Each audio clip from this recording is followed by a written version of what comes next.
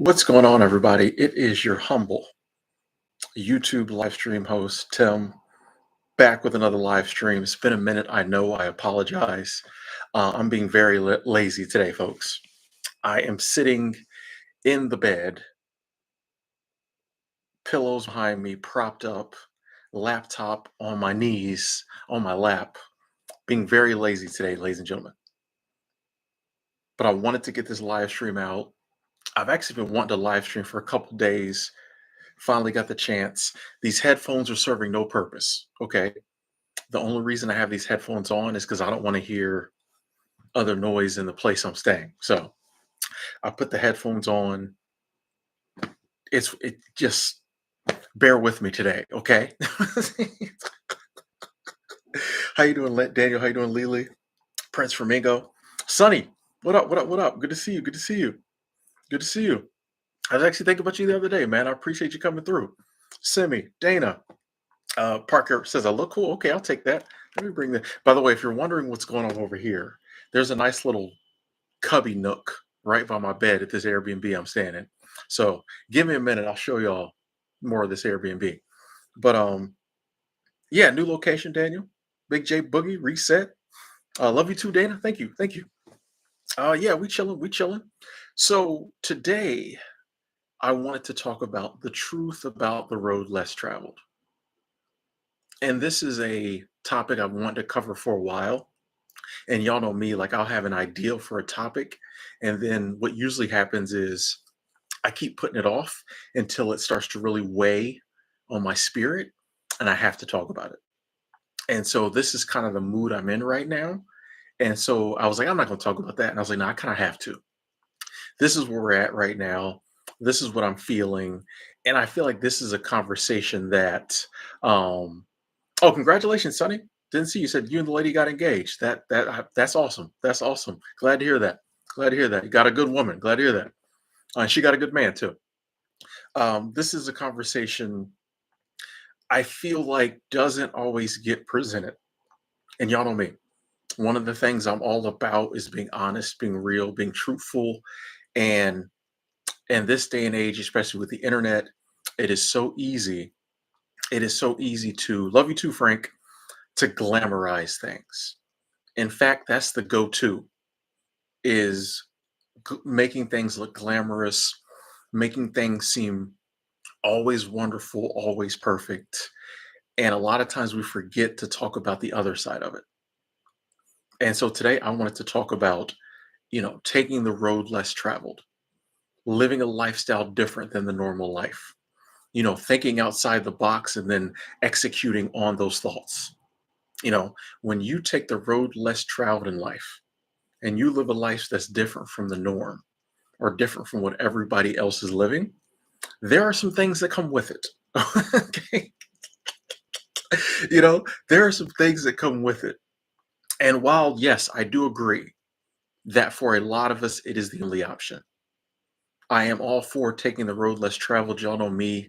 I couldn't live a normal life. I just can't do it. So I'm all for it. And that's why I talk about it so much. I talk so much about being authentic to yourself and designing your life and living your life and not just going blindly along with what everyone says your life should look like. I'm a big believer in that. But I don't think it's fair to only talk about that and talk about the good. I want to talk about the good, the bad, the ugly, the amazing, the not so amazing, the crappy, everything, you know, because like I said, I think a lot of times, we just talk about it and it's natural. Who wants to talk about the crappy stuff?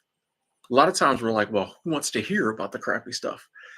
But what happens is, and I think this happens a lot, is when we glamorize a lifestyle, whatever it is, and we make it seem like it's all roses and rainbows and it's all amazing. When bad stuff happens, people aren't prepared because they're like, oh, I thought it was just this. What's this happening over here? I thought it was all just fun and games and an amazing time. Then they hit a rough patch. And they're like, wait a second. Didn't nobody tell me there's going to be rough patches? I thought this was going to be the secret to happiness in my entire life. So I think it's important that we talk truthfully about everything. And that's why I wanted to say, while I'm all for taking the road less traveled, I think it's important to know that it is not like a roadmap to instant success. It is not like a magical potion that is going to make your life just so wonderful. Okay. It is work.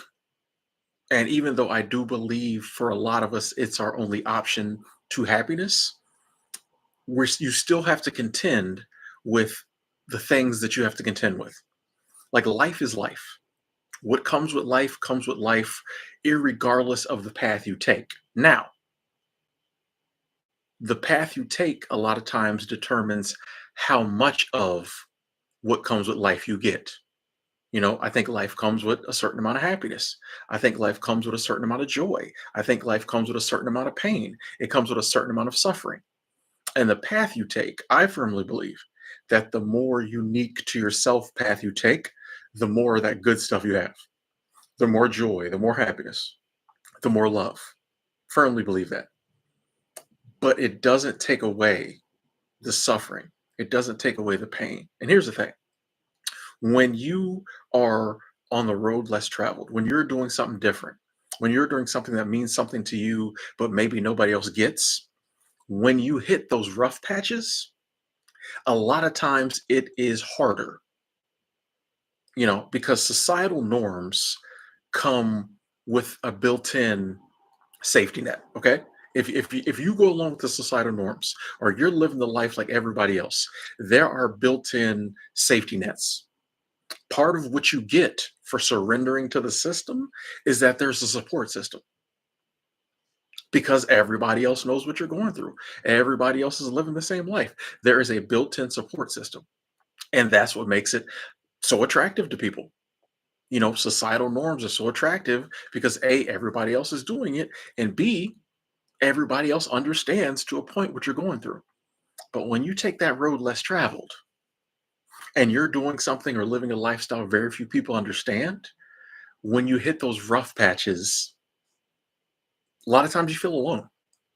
A lot of times you feel alone.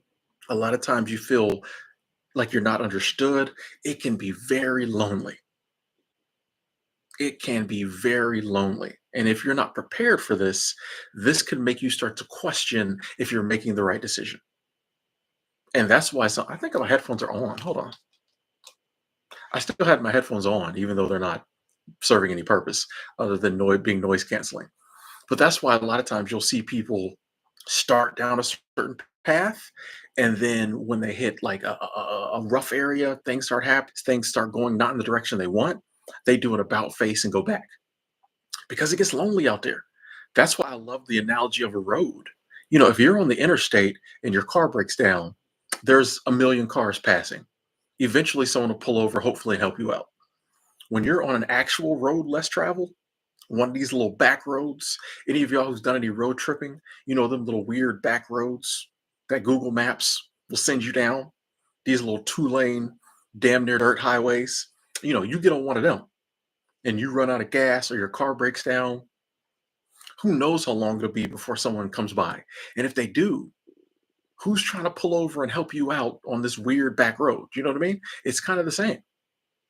When you're living a life that a lot of people don't understand, or a lot of people just think you shouldn't be living, when things don't go the way you planned, or when things don't go in your favor, it is hard to find people who understand. It is hard to find support. It can feel very lonely. Now, this doesn't mean you need to quit.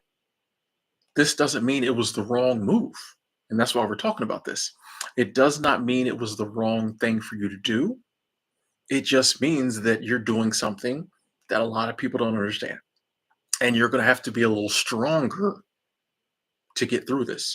You'll probably have to work a little harder to find a support system, to find a peer group, to find a community that understands you. Doesn't mean it's wrong. And I think that's why it's important to talk about this. Because if you don't realize that, and I've been here many times myself, I just start to question. I'm like, why am I doing this? You know what I mean?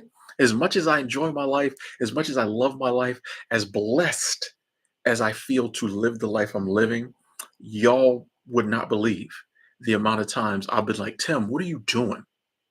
Why are you doing this? Just go live a regular life, bro. You know,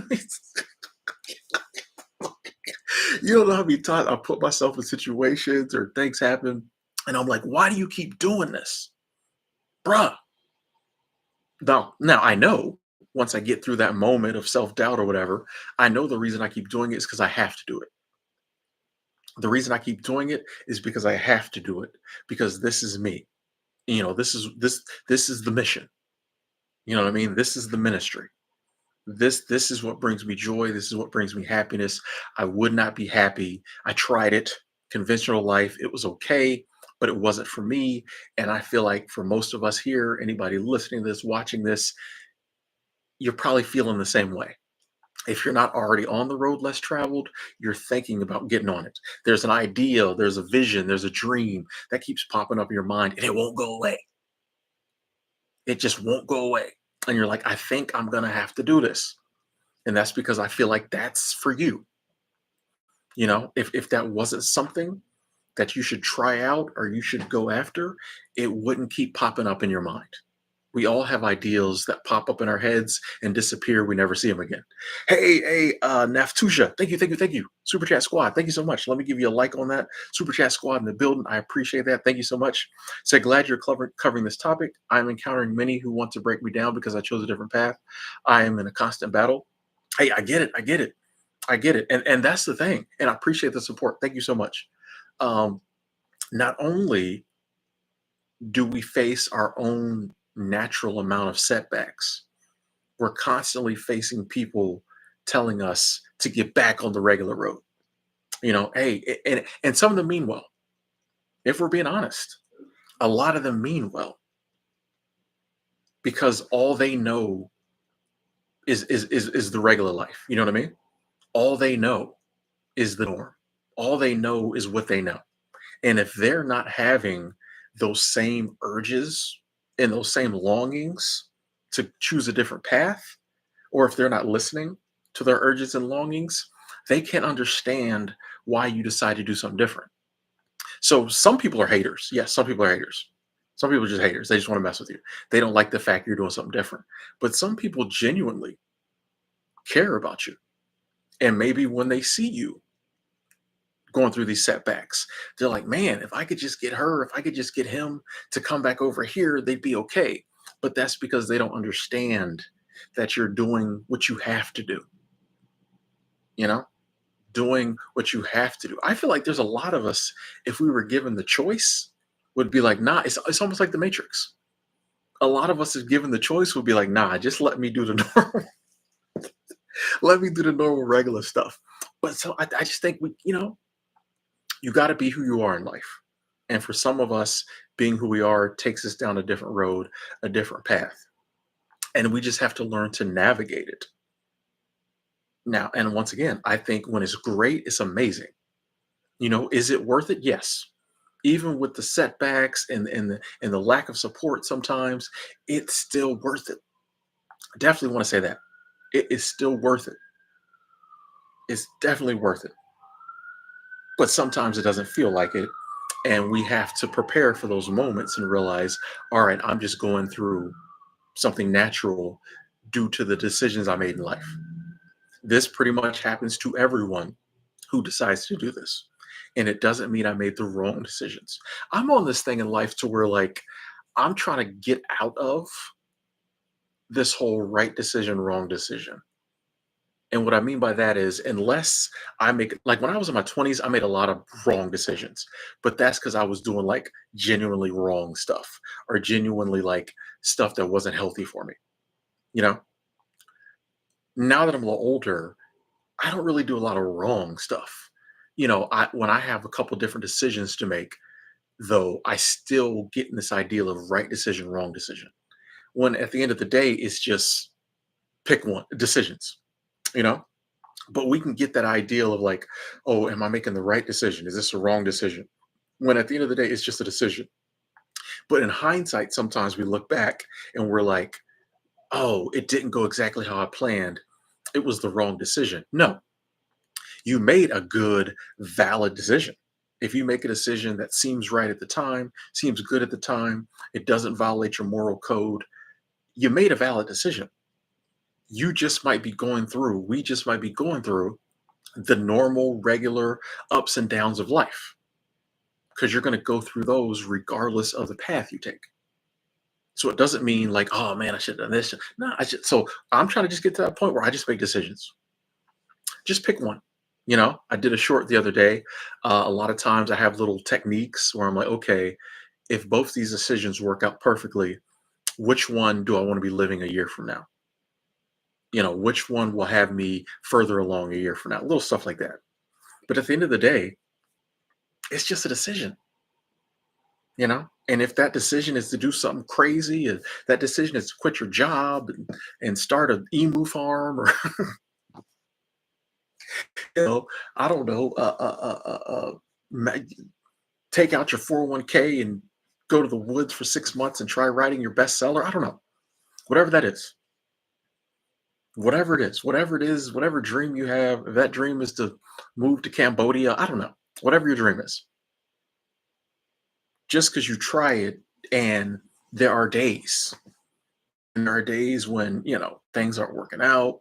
There are days when it seems rough. uh, no one understands you. That doesn't mean it's the wrong decision. That just means you're still alive. But I think, once again, it's important to talk about that. It's important to talk about that, so when it happens, you're prepared. Because, like I said, all those times when I'm like, Tim, what are you doing? I can immediately go back to, yeah, but look at all the wonderful stuff I've been able to do. Look at all the happiness I have. This too shall pass. This is just a passing moment. We're on the path we're supposed to be on, because we've tried the other path and it didn't work out. It just wasn't for us. You know, and even if we took the road more traveled, you're still gonna have setbacks. You're still gonna have problems, but without probably that same level of happiness and joy you get from living the life that, like, means something to you. Like, you know what I mean? Like, that is one of those feelings that I wish everybody could feel. When life feels right. When you just know, like, in this moment, like, yes, yes. And I always say this. Sometimes those moments are not the big achievements. You know, sometimes when you get that feeling of just like, yes, this is life, you get that feeling of understanding of, I'm where I need to be, I'm where I'm supposed to be, I'm with who I'm supposed to be with. It is not always the big moments. A lot of times it's those little small moments of just peace. It's those small moments of just ease. And those we can always go back to when we do have moments of chaos. We do have moments of unrest. We do have moments of uncertainty. And you'd be like, no, I know this is the right road for me, because I may not be feeling that right now, but 2 months ago I was feeling it. And I know this is the right road for me. Hey, Jefferson, thank you, thank you, thank you. Super Chat Squad. Super Chat Squad. Thank you so much. I appreciate that, Jefferson. Thank you. Thank you for the continued support. Thank you. Thank you. It's all part of the experience. Yeah, I like that, Graham Cracker J. It's all part of the experience, and it comes down to, what do we want our experience to look like? If we want to have the same experience as everybody else, cool. There's nothing wrong with that. But if you're the type of person who's like, I want a different experience, just got to pick the different route. But life is life. And no matter what experience you have in life, there are certain things baked into the cake. There are certain things baked into the cake we cannot get away from. And some of them will be a little harder for us because we are on a lonely road in the middle of nowhere by ourselves. But the good news is that lonely road in the middle of nowhere by ourselves is going to lead us to some of the most awesome destinations we could think of. Whereas that other road that everybody else is on is not going to lead us to the most awesome destinations for us. I'm a big believer in a certain amount of selfishness in life. Not selfishness to a point where you only care about yourself, but selfishness to a point where you care enough about yourself to give yourself an amazing life, which in turn usually opens us up to help other people have an amazing life. You know, very few people who are genuinely happy living an amazing life who don't help other people. And that isn't based on money, that isn't based on a lot of factors.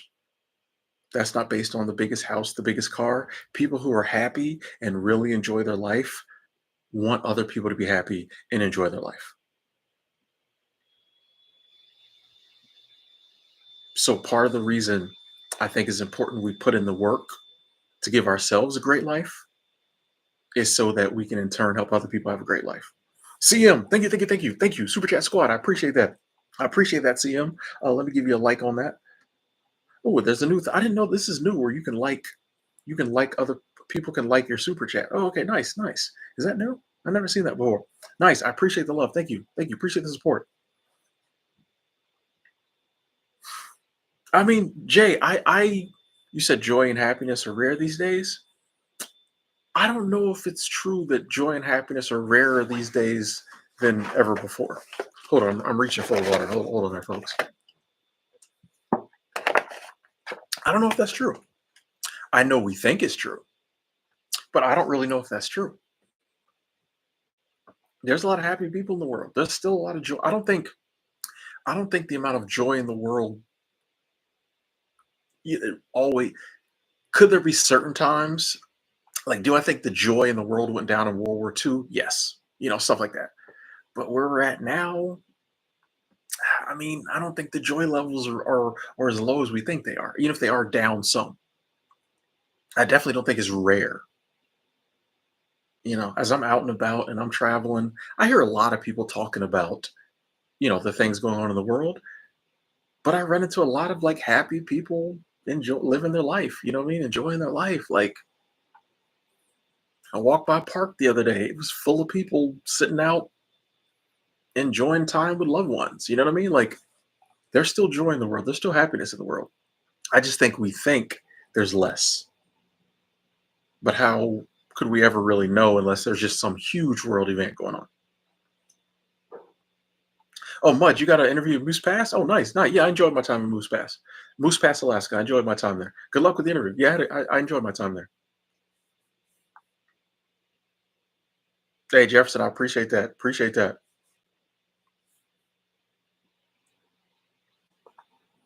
Oh, that's a good point. 1M. We're being distracted from our joy. And I agree with you. I think when you don't think there's a lot of joy, you won't go looking for it. Excuse me, be that externally or internally. And I think that is one of the things that if you want people to follow a certain script, take away hope. You take away hope of any joy or any happiness, and people will just drudge through life trying to get through it. When you give people hope and joy and happiness, they go after joy and hope, and they go after joy and happiness. And typically, people going after joy and happiness aren't going to just go along with the system if that system isn't bringing them joy and happiness. So if you want people to go along with the system, you want to, like you said, to your point, distract them from that. And then they'll just drudge along doing what everybody else is doing because they think that's the only option. That's why, like, I'm always, you know, I get accused of being toxically positive, all this other stuff, way too optimistic. But like, I am optimistic and I'm realistic. People, oh, I'm realistic. Like I said, I see happy, joyful people or people in the midst of joy and happiness all the time. Do I also see pain, suffering, and misery? Yes. But unlike a lot of other people, like I don't feel the need to only talk about that. Why don't we spend as much, if not more time, talking about the amazing stuff happening as we do the negative stuff happening?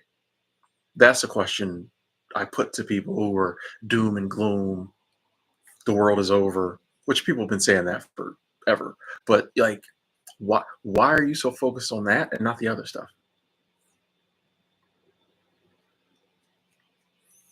Oh, well, appreciate that. So you're a dope dude, handsome, intelligent, hilariously funny. Thank you. Thank you. Thank you.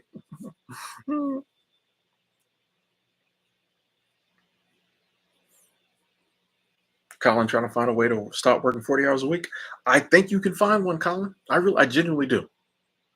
It may take a while. It may take some planning, but there's never been a better time to figure that out. If this was 1975, I'd be like, you can still figure it out. But like 2024, never been a better time to figure that out.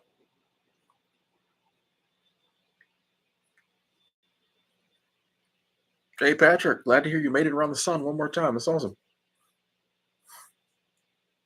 Easier said than Meg taking a solo trip to Costa Rica. Nice, nice. Congratulations. Have fun.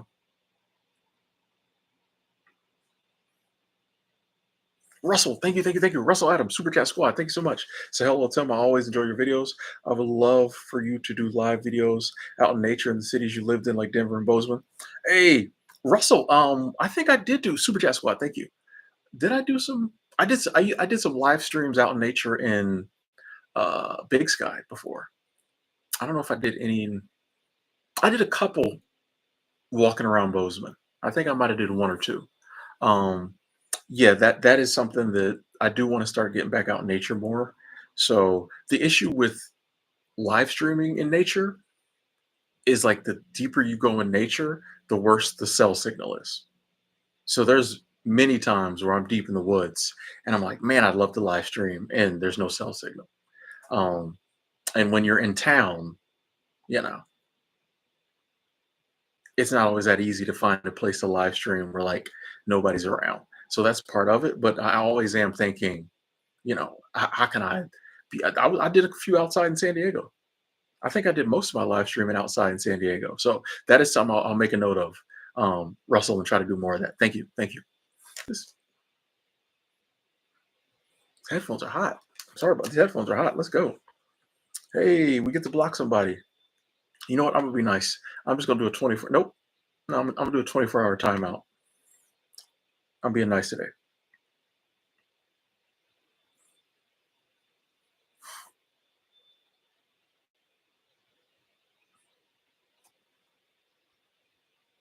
Check the comments, see what everybody's saying. Go back to some of the early ones when I was talking, when I was in my spiel. Hey, Simi, I agree with that. No blueprint, no manual. You're designing the path. And that's the. I think most people think that there's a right way and there's a set path. There's what's done and there's what's not done. And I think most people don't look at it as if like your life is a blank canvas and you just got to figure it out for yourself. I think most people is like, oh, this is the way it should be done. And that goes back to like, we'll make a decision and we're like, oh, that was the wrong decision. As if there was a map. I think sometimes in life, opportunities are presented for us. And if we take advantage of the opportunity, things can work out really well for us. So in that sense, I think sometimes it's like, oh, that was the right decision because it opened this door, it led to this opportunity. But even if we didn't take the opportunity, that doesn't mean we made the wrong decision. It just may not have worked out as much for us. So I think no matter what, it's a blank canvas and we're just painting, you know, no matter what. It's a wide open life and we're just figuring it out.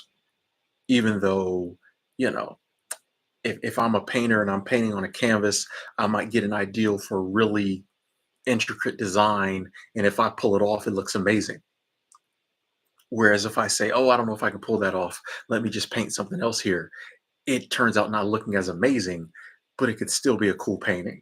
You know what I mean? So I think it's like that, just seeing as like sometimes there are opportunities that present that if we take advantage of, really work out for us.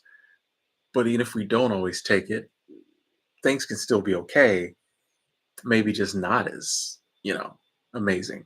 The point in saying all that is we don't have to get so wrapped up and worked up in each individual decision, feeling like, as like once again, now some stuff is wrong, some stuff is bad, some stuff is illegal. Okay. Some stuff is just like, I know I shouldn't be doing this, but I want to do it. We're not talking about those type of decisions. That's a different live stream, another day. We're talking about two seemingly equal, not harming nobody decisions. Pick one, run with it, especially if it's something that scares you, especially if it's something that, is different than what everybody else is saying do, but it means something to you. Take it, run with it. There's no rules. There's no blueprint, you know.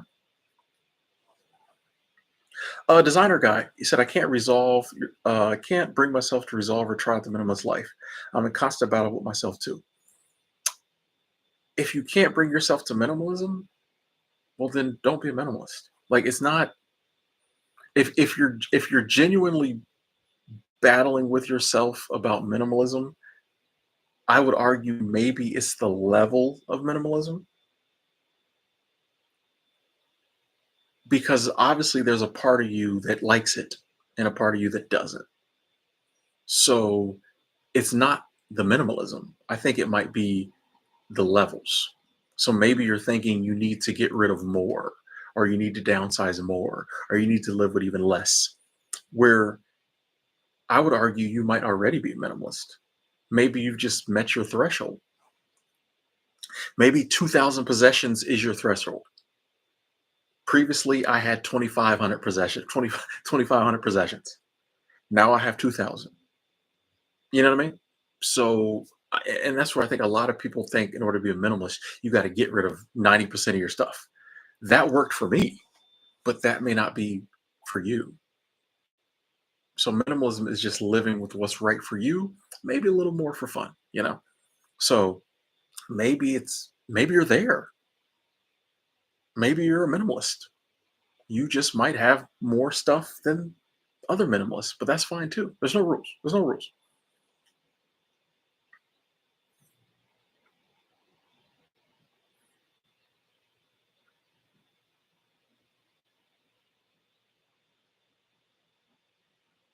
Weird car girl. Good to see you. Good to see you. I literally, I know it's you. And this is my fault because I meant to message you the other day and see how you were doing.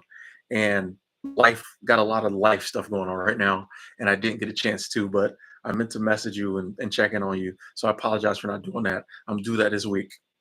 But it's good to see you. It's always good to see you. I was getting worried about you. I was getting a little worried. I care. So I was getting a little worried. So it's good to see you. It's good to see you. And cool you changed your name again.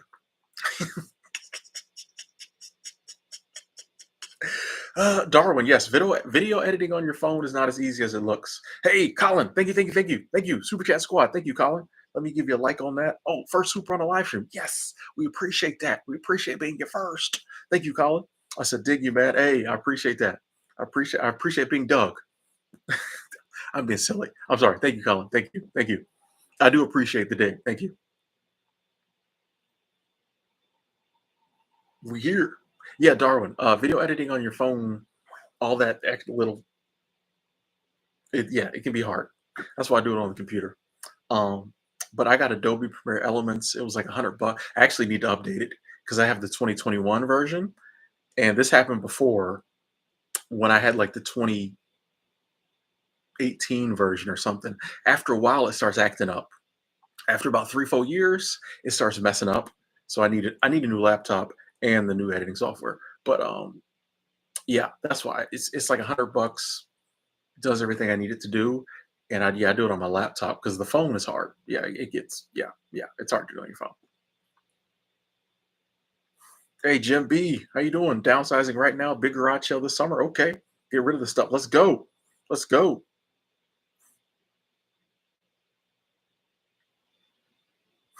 Love Catching Blessings says, I love that name. Many times people paint a picture of retirement as being glamorous, but it's a lot of levels to retirement before you get to enjoying it. My dad always tells me when he first got to kind of retirement age, I guess he was doing a lot of research into it, as one should. More people die the year after retirement than like any other year. Whatever age people retire at, more people die that next year than any other time because you spend your whole life with a purpose. You know, I got to work, pay the bills, pay off the house, take care of the kids, blah, blah, blah, blah, blah. Then it's like, well, I'm working to my retirement, boom, boom, boom.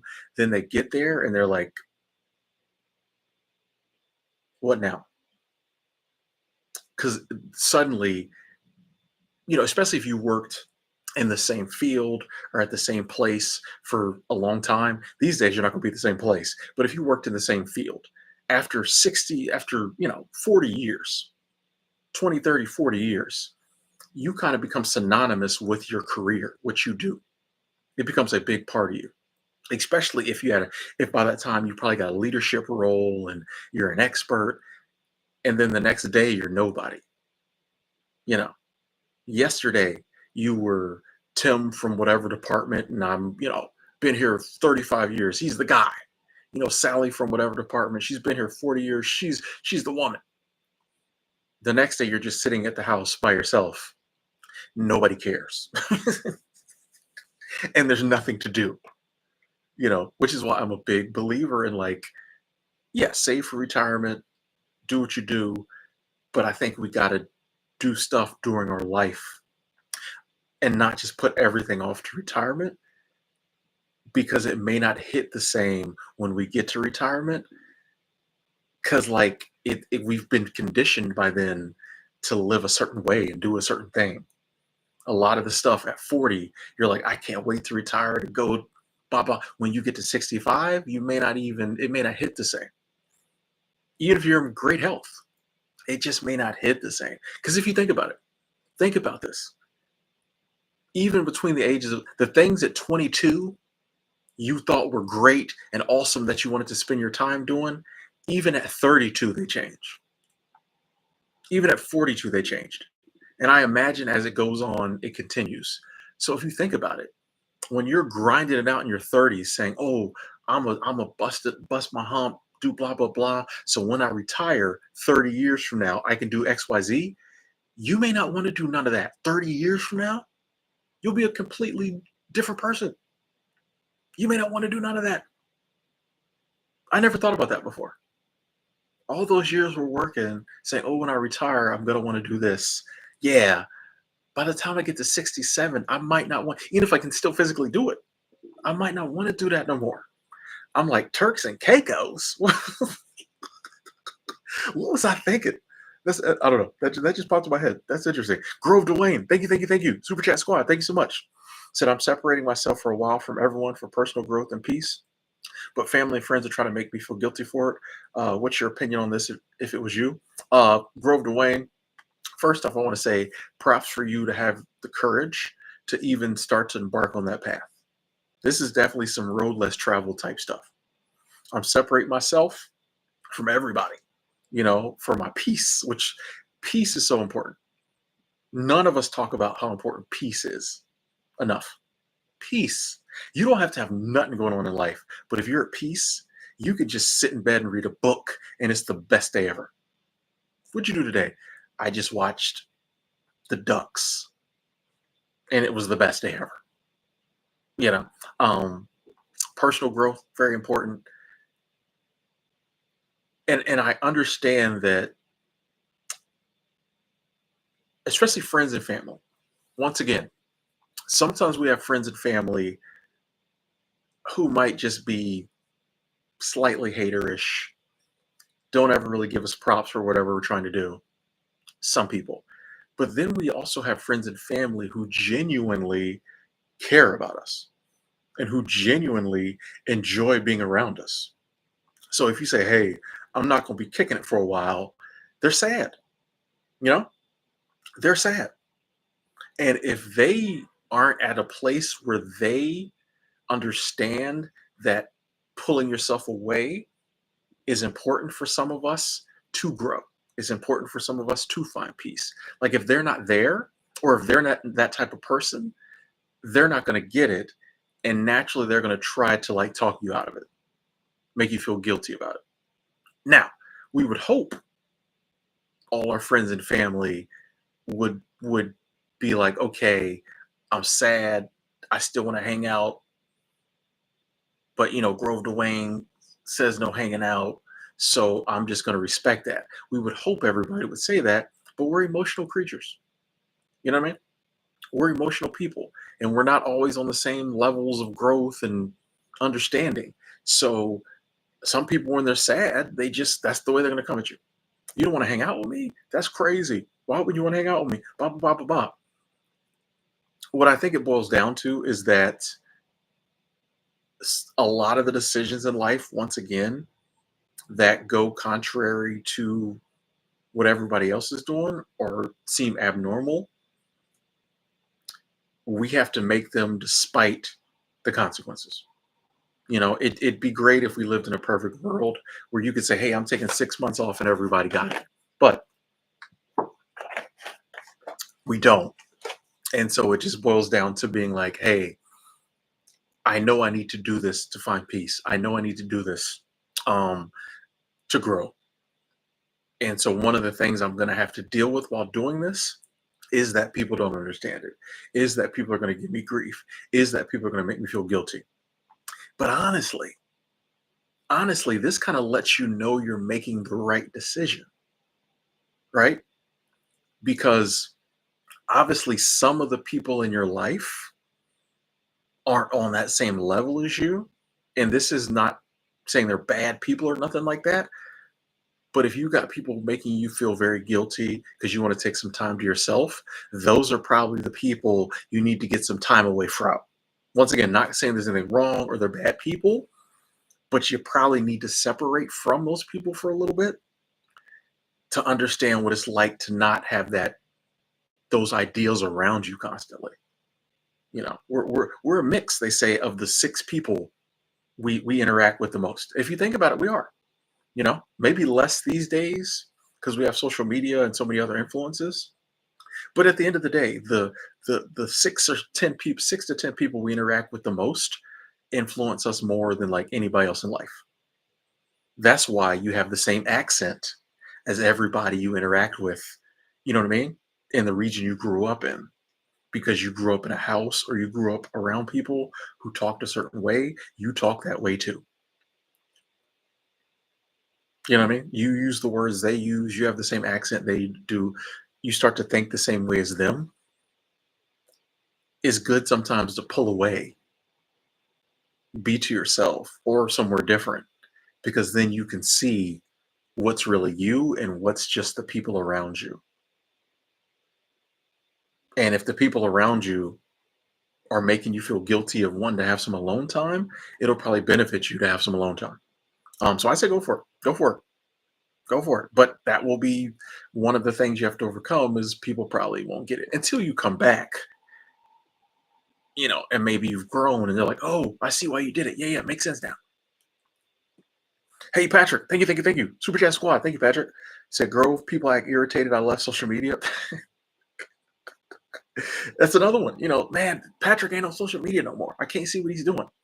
And I think with social media, a lot of times other people wish they could leave too because they know deep down inside it's not good for them, but maybe they're not strong enough.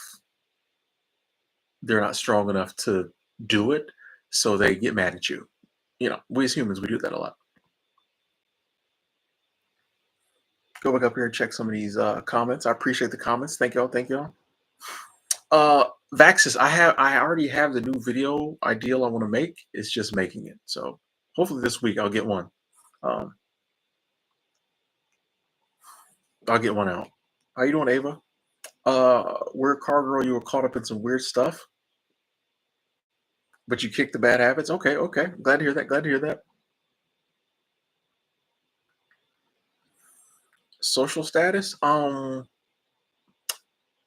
Sierrian, I do think that there will always be levels of status in society. There will always be hierarchies. There will always be perceived statuses. I think the goal is to get to the point where you don't care. People will always, I get judged highly for not having a car. that's perceived as a less social status. Different cities where like that are more public transportation friendly and bike friendly, people don't care as much. You go to other cities, people automatically assume you're broke because you don't have a car. Um, the fix for that is to not care whether people think I'm broke or not. You know what I mean? So I do think there will always be people who see social status, and there will always be metrics for social status. The trick is to get to a point where you care very little about it, if possible. Hey Brian, Brian, I don't know anything about living on sailboats, but like if that's what you want to do it. You know, if that's what's calling your name, live on a sailboat full time in a Florida marina, which actually sounds pretty cool. That actually sounds very cool. I said, go for it. Go for it. Reminds me of that movie Roadhouse for some reason. The new Roadhouse. Y'all seen the new Roadhouse with Jake Gyllenhaal? Yeah, and Conor McGregor. That was I like that movie. Other people didn't like it. I liked it. I told you I'm not big on a lot of violent movies. Every now and then, just some senseless violence. I like that movie. Um, vegetarian vegetarian says it's weird. I don't do traveling anymore. I can get that. I can get that. I mean, sometimes we grow, like I said, we grow out of some stuff. You know, sometimes we really are into something, and then 5 years later, you're just kind of like, okay, I'm done with that. Avery said, Tim, you live in life every week in a different city. Hashtag blessed. But I will say this, Avery, it once again, it's living life, and I'm feel so blessed to live it. But it comes with all the stuff that's baked in the cake for life. So, and this is part of the reason I want to do this topic. I'll be honest, I just had a lot of, I had an interesting past couple weeks, and there was a moment in there where I was like, bro, why do you keep doing this? But it's what I do, and it's the life that I think is best for me. But it does have its ups and downs, and when it has downs, there's almost no support system because very few people live this life. Fortunately blessed to have a community of people on YouTube, some really good friends, but like the world in general doesn't get it. Um, and the world in general isn't set up to like have checks and balances for you and safety nets for you when things don't quite go as planned. This type of lifestyle, it gets real sticky when this type of lifestyle things go wrong. When I had my apartment in Denver, things would happen. I knew no matter what, every night I just go home to my apartment. When things get sticky in this life, the way I'm doing it now, you could end up just stranded, you know what I mean? In the middle. Yeah, it could go all kind of ways. Um, but I have to remind myself and think back on all the amazing, wonderful stuff I've been able this year alone, all the places I've been, man, I've been the vegetarian. I'm like you. I don't even like flying no more at this moment. I done been on so many flights this year. I ain't trying to fly no more for a while. And I love flying. But at this moment, I'm like, I don't even want to see a plane no more, bro. Hashtag only fly Delta. But I could do without being on a Delta flight for a while. Damn. Last flight I was on, I had to sit in the middle, both flights. Last two flights I was on, I had to sit in the middle seat. Craziness. Anyway, but even when you're living the life you set out to live, there will be moments when it's life, you know. But it's still worth it. Still worth it. Still blessing.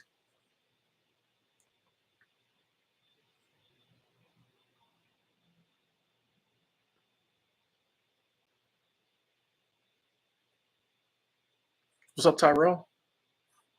Veronica checking in. Thank you. Thank you.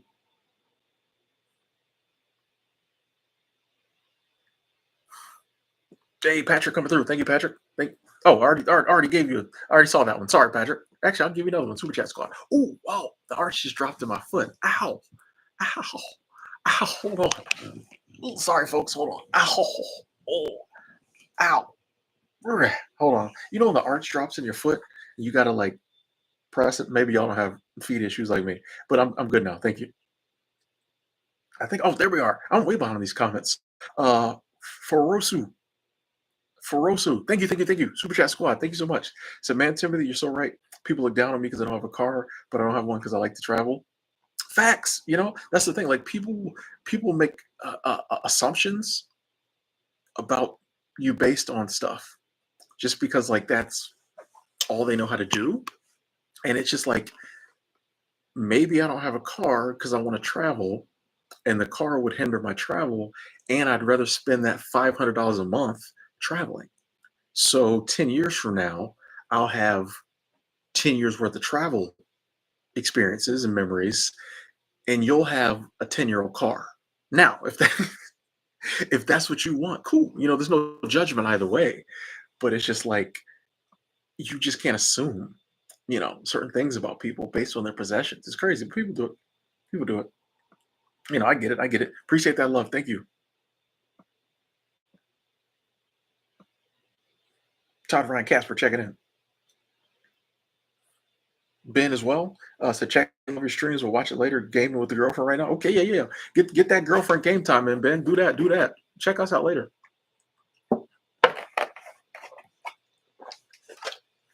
The worst thing someone ever said to me. Actually, no. People don't really say a lot of bad things to me. Um, like what could they say? People say a lot of stuff, but like if it's not true, it's not true. Um, now people can say something and it's out of taste. It's not in good taste. People have said stuff to me and I'll be like, why would you ever say that? But like if it's not true, it's not true. That's why I don't get worked up about, you know, you can't, slurs or insult like that stuff don't bother me because if it's not true, it's not true. And if it is true, well, it is true. It just is in very bad taste. But like what could you say? You know what I mean? That's really, like I said, there might be something somebody says, and I'm like, why would you ever say that to another human being? But like, if it was true, like it's already true.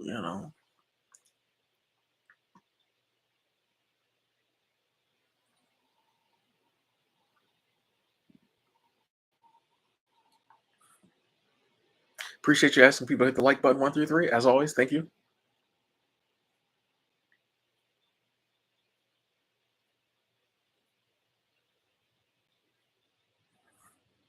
Oh, Victoria, Portland's a cool city, man. I'm so glad I got the chance to visit Portland because like Portland is a very cool city. Shout out to Rose City, Stumptown.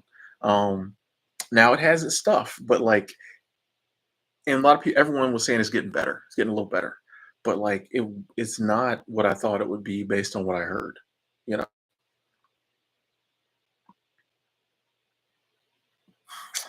what have I been up today besides live streaming? I wasn't feeling 100% today, so I took a walk, and then I just been laying in bed watching some British television shows. Yeah, today, yeah, I wasn't feeling that well when I woke up, so we just been kind of chilling.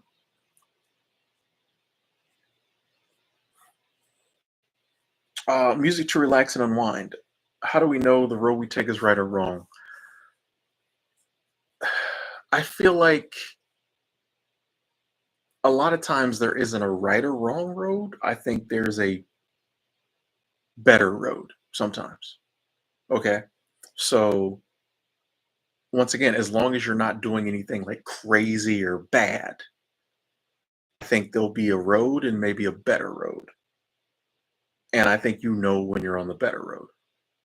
I think when like, and because it usually requires you doing some out of the box type thinking and taking some actions that kind of scare you. I don't think you get to an amazing life in this life without doing some stuff that scares the crap out of you or keeps you up nights in a good way, though. Um, so I think if you haven't made those choices, if there's a lot of stuff nagging you that you want to do, or you've always been having these ideas of things you wanted to do, you haven't done them, you might not be on the better. road or the better path, but you might still be on a good path. You might still be on a pretty good path. Um, but I think once again, the more authentic we are and the more we design our life, I think the better it can be.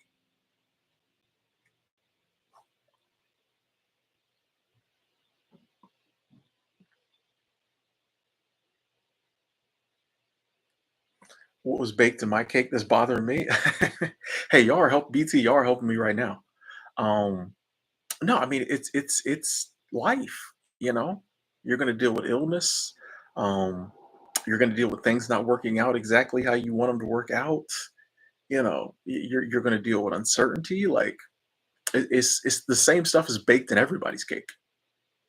It's just certain times you're dealing with them more than other times, you know. But I appreciate the you asking. But yeah, y'all help me out right now. You know, just being part of community. Denver or Portland? Avery. It depends on what you're looking for. It's hard to pick between two cities ever for someone else because like you don't know what the other person prioritizes. Yeah.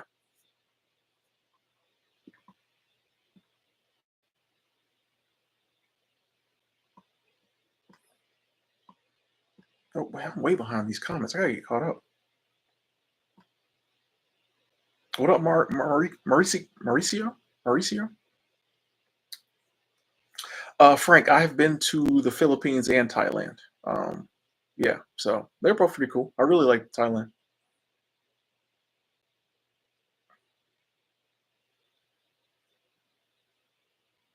Yeah, good point, Robert. You know, even if you had more in life, you're still gonna have those days where you feel like garbage. And so, like, when we make decisions in life trying to run away from the pain and the suffering, I think those are the decisions that typically do us the most harm. You know, that's when our addictions and our vices come out. But if we make decisions trying to achieve more happiness, a better life, help our fellow man, and realize that even though those things can get us a better life, we'll still have the pain and suffering. I think those are the decisions that like work best because you're never going to have a life without that stuff. But if you're like, okay, I'm just trying to have a better life, even though I know it's still going to come with this other stuff, then when that other stuff happens, you don't need to run somewhere else. And I think that can we can get to that point where we're just running to different vices or different distractions or doing more of a certain vice or habit, trying to run from that pain and suffering. But when you embrace like those days are a part of life, I just need to get through them. I don't need to try to get rid of them. You know, I think that frees us up to really make good decisions in life. Weird cargo, you constantly get judged because you're weird. Well, hey, us weirdos don't judge you. We love you. That's just the non-weirdos. I mean, normal people aren't supposed to get us weirdos. Now they shouldn't be judging us, but you know what I mean? They're not supposed to get us. They don't understand this weird world we live in it. But I get where that's it can be annoying when you're just trying to live your life and people always got something to say about it.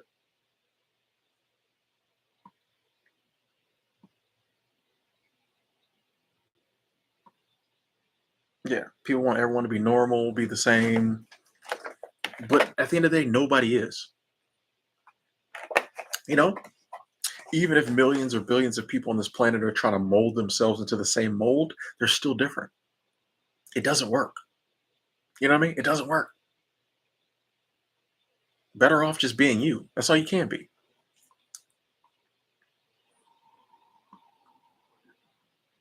City of Roses or is it the City of Thorns? It's the City of Thorns because the Thorns won last night. The Portland Thorns won. I watched the game live. I almost went to the game. Ooh, slipped. I should have known what to call it when I said that. But yeah, the Thorns won. So City of Thorns, definitely.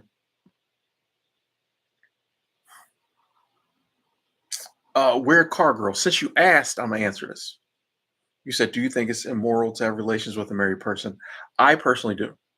My moral code won't let me sleep with someone who's married or in a relationship. In the past, I did not care. If I caught you, if that's you, you got caught slipping, not me. If your girl came over this way, that was on you. You supposed to be able to control your mate, not me. In the past, I thought that way.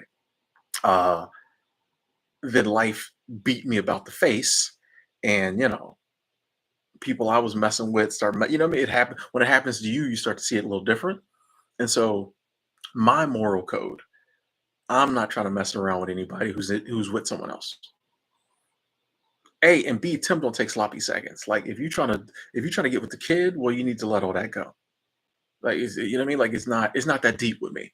You know what I mean? Like if you really just want to be with, if you want to be with me, no matter what it is, situationship, friends with benefits, well then let them other ones go. But if you still want to be with the other ones, we'll be with them. I really don't care. I'm just not getting bad karma because you in a relationship. But once again, that's just me. So I'm not judging anybody who does sleep with married men, married women. I'm not judging them. I'm not saying it's wrong. I'm saying it goes against my moral code. But that's just what works for me. Not judging. Do what you do. Get you some married men's if that's what you want to do. I just don't do it.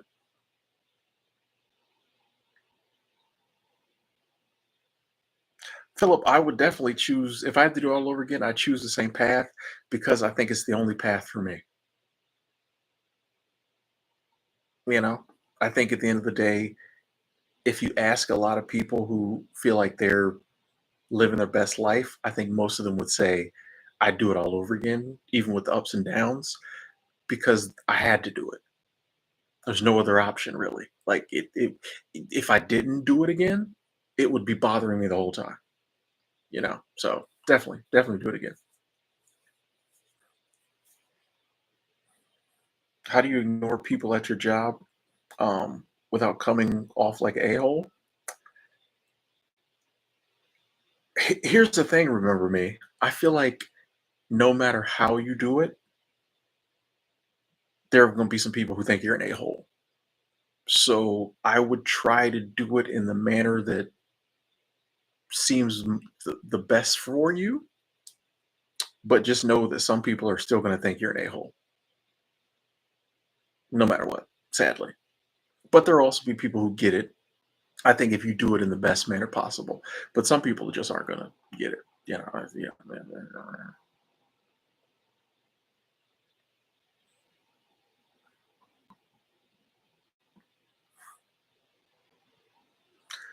Winter's Wonderland. I definitely think it's worth it to go to a new city. Totally, totally. I always look back at our original ancestors, and they were like very nomadic. Like they moved around a lot. I just think there's something in the human spirit that likes to move around, um, and you can just learn so much going new places.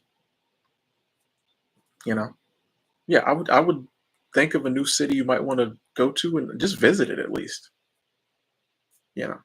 There's so much to be learned moving 6 hours away from home, 5 6 hours away from home, different city, totally different environment sometimes. And I think it's important for our overall growth to put ourselves in different environments um, from time to time, even as a young person.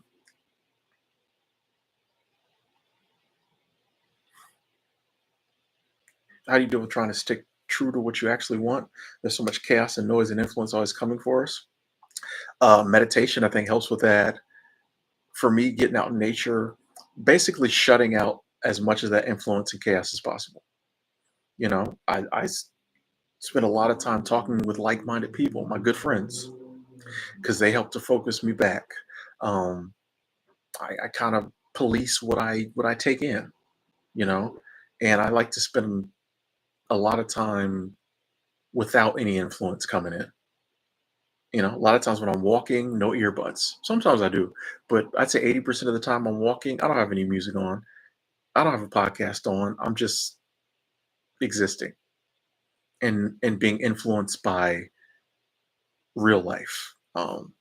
But yeah, I do think it's important to police the influences we bring in and spend a lot of time with ourselves, with nothing coming in other than our thoughts.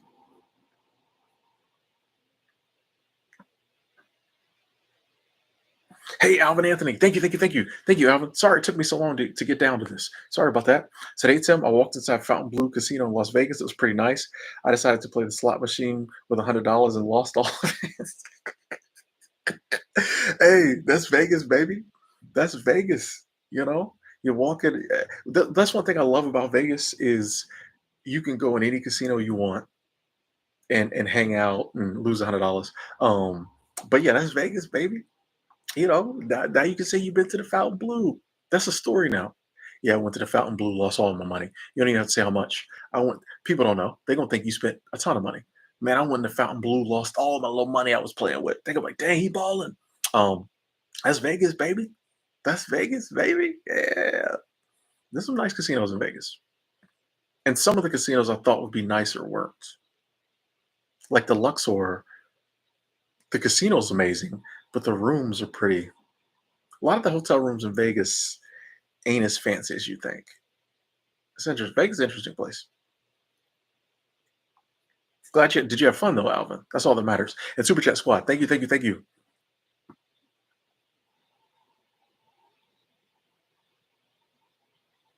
Nah, vegetarian. There's some amazing, pretty spots in Portland, bro. Like there's some.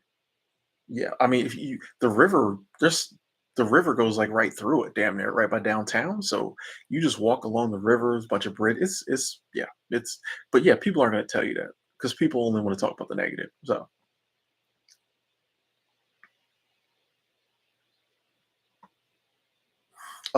skeptic, I do not play any sports, but I watch a lot of sports. I was watching women's weightlifting this morning. The real Carter, you don't have a moral code. I feel like you have morals. You may not have a set moral code, but just from some of the questions you ask, I feel like you have morals. You know what I mean? To where it's like some things don't feel right to you. That's morals. You know.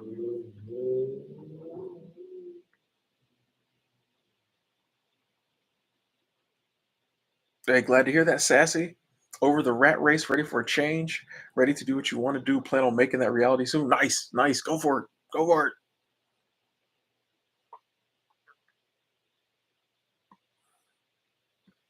Poppy, I used to do that too. When I had my car, I would just go to the park and sit in my car. I might walk around the park for a little bit, do a lap or two, then I just go sit in my car. And that is one thing I miss about my car is I could just go sit in my car and the world was gone.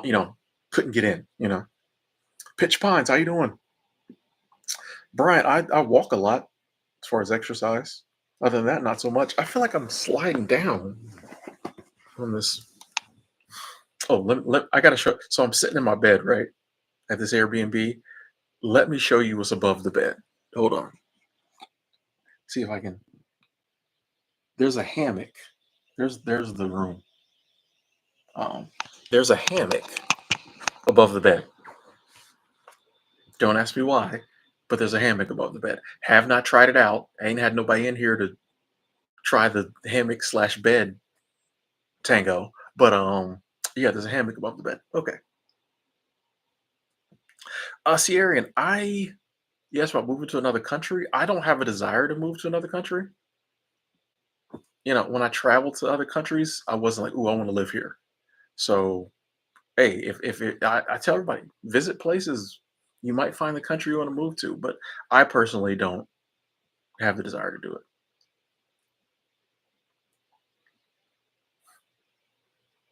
Oh, John, sorry to hear that. Sorry to hear that. So sorry to hear that. Dang. Condolences to you and your family. So sorry to hear that, John. Man, wow.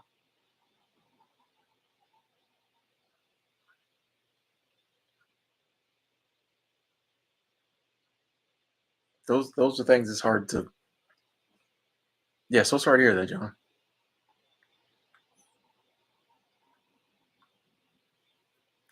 Sassy, I did a video a few years back about saving money to seasonal job. The reason I haven't really updated it is because every seasonal job, the pay is different. So I don't really want to give specific numbers and someone think that they're gonna save that much. Not to mention people save different. So there's really no set basis for how much you can save at a seasonal job because like I don't know how much the person will be making and I don't know how much money they spend. So that's kind of why I've never made a video like that anymore. Again, it's just because it's kind of it'd be like if someone was like, "Hey, how much money can you save on average in life?" You'd be like, "It depends on how much money you make, how much money is." You know what I mean? It's the same with seasonal work. So,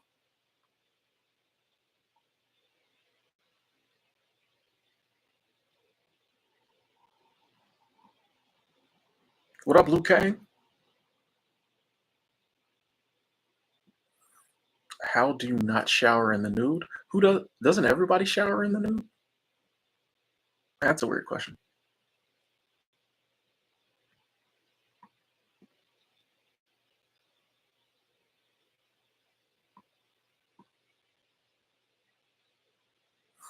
Get a book, get a flashlight, get in the hammock.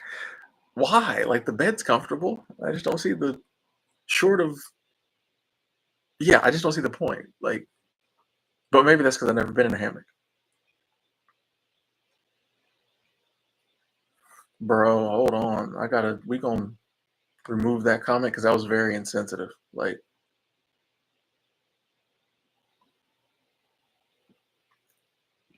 I mean, we're a car girl. I agree with you. A lot of people act like saints and they're doing all kinds of stuff behind closed doors. My only argument would be, and once again, this is me. I don't base my actions on what other people do. So I'm not going to be like, okay, I'm not sure if this is right. And it feels a little weird to me, but everybody else is doing it. So I'm doing it. You know what I mean? For me, it's just like, what do I believe in? And then I'm going to try to stick to that. And if I mess up on that, it's not because I'm not going to put it on everybody else. Oh, well, everybody else did. No, it's just like, oh, yeah, I messed up. I try not to do that and I did it. But yeah, I just, for me personally, I don't care if nobody else in the world has the same moral code as me. I'm going to try to stick by mine. But I also understand other people don't have my moral code. But even in that instance, I feel like it's better if the person's like, this is what I do. So I'm doing it. Because I kind of feel like if you do something and you have to justify it that everybody else is doing it, you feel a little guilty about it. Because if you do something and it was what you want to do and you feel no guilt, once again, you're not going to mention everybody else. You're just going to be like, yeah, I did it because I wanted to do it. Boom. But if you're like, well, Tom did it too, part of you thinks you shouldn't have done it. That's all I'm saying. That's all I'm saying. That's all I'm saying.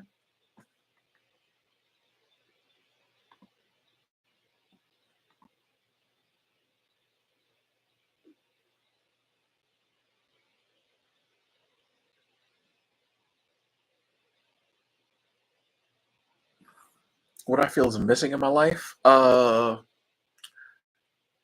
I want to find a home base with real life community. So I have online community and I appreciate it so much. I want to find a home base with real life community where I can hang out with people on a regular basis, like good friends in real life. So that is missing. Um, but that is one of the hardest things to find, you know. So we're working on that though.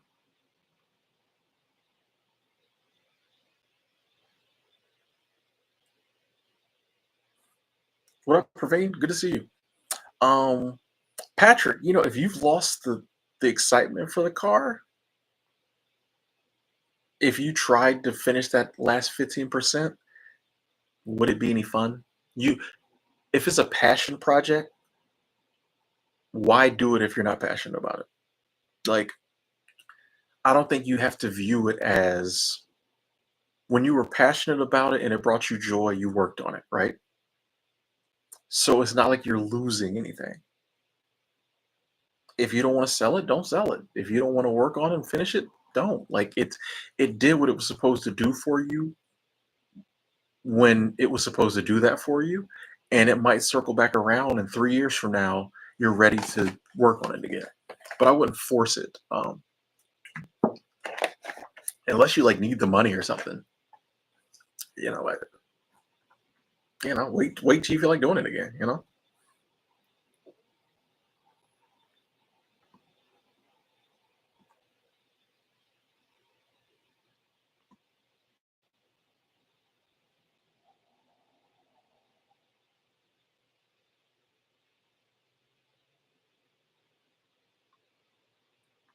Oh, my Sunday's been good for me. Glad to hear you had an awesome Sunday.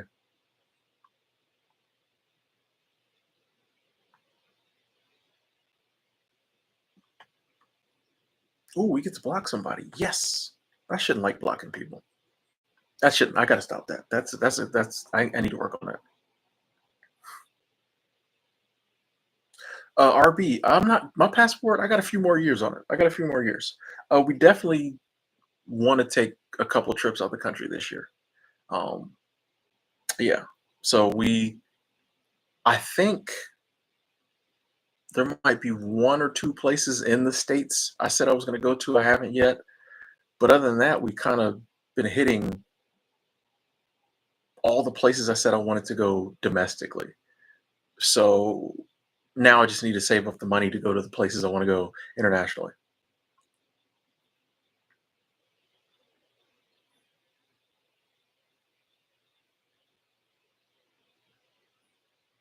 Yeah, Alvin. Yeah, you got to hit the Hoover Dam. The Hoover Dam's pretty cool. Hoover Dam, and it's free.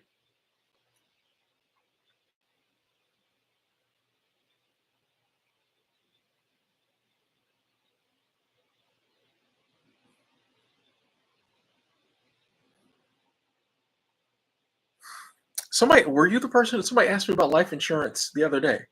Um, I have some life insurance somewhere. Somebody asked about it in the comments, and I was like, "Where is that? What is that life insurance I have tied to?" It might be with my. Oh wait, I don't have that anymore. Oh, that's a good question. I'll have to check. Um, if I don't, life insurance is easy to get. So if I don't, I think I still have it through something. You sign up for stuff, and they'll be like, "Oh, we'll throw in whatever life insurance." Um, if not, I can get some. I'm actually glad you asked me that because I need to look into it. But yeah, I'll get. It's not a big deal. Yeah, I'll get some. Life insurance is cheap. Uh, Furusu, if you get a job through a temp agency, how long would it take them to find your job? It depends. It depends. There's no like how can anyone ever answer that? It depends on how well you work, how motivated they are to find you a job, if there's any jobs available in the area. There's a myriad of factors. Let's see. That is weird. If that wasn't two people asked me about life insurance, that's kind of concerning. Maybe I need to look into it. Um, Jesse, I have not been to Michigan. I don't know if I've ever been to Michigan. I don't know if I've ever been to Michigan.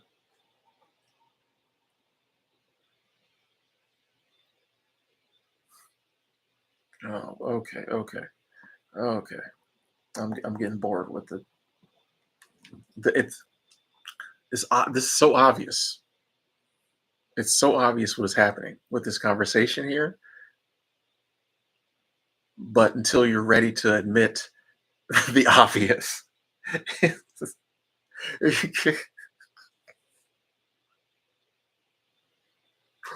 Oh, okay. All right. Okay. You know,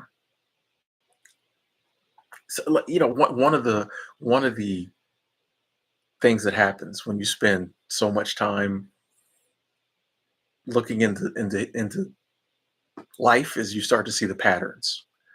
But like we have to see the patterns and we have to figure our life out for ourselves. So like you can know what the solution is. But like if someone else doesn't believe it, they don't believe it. So it's just like, well, we can keep beating this dead horse, but you're just proving my point. Moving on.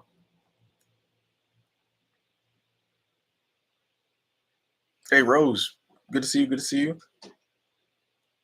Sorry to hear you're cramping. Ooh, never.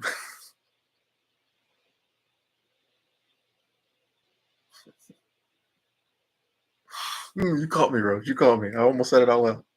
Men, we don't anything along them lines. We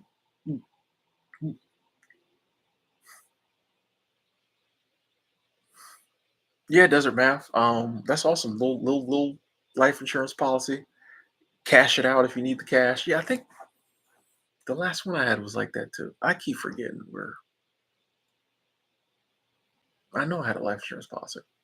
But yeah, there's a lot of stuff you can do with life insurance policies as far as like money and stuff. Somebody was telling me about it before.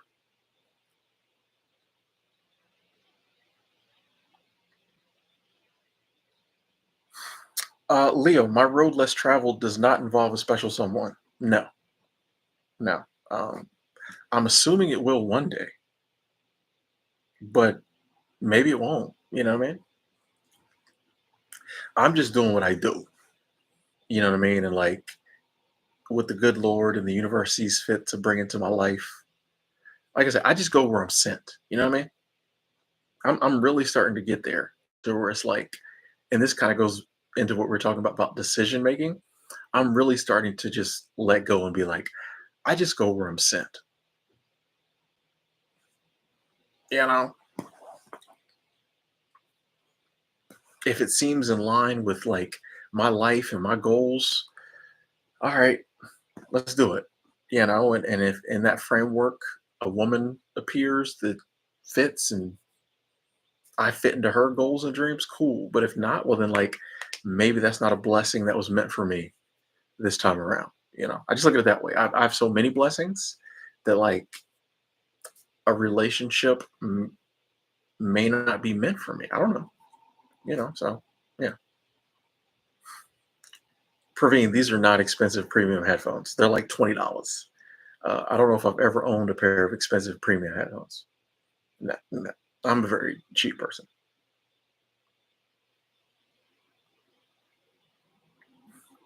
Hey, Leo, I'm accepting the positivity. Thank you. The hiring, yes. I resigned myself to the fact that I could be single the rest of my life, but not in a negative way. It's a truth. There's three possibilities. I'm single for the rest of my life. I find somebody and it works out for a while, and then I'm single again. Or I find somebody it works out until I die. Those are the same three possibilities for everybody who's single. So like once you realize that, it's kind of I don't have to obsess over it. Like I know the options. You know. I see you, Albo.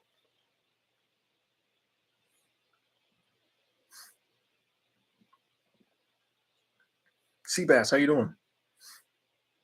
It's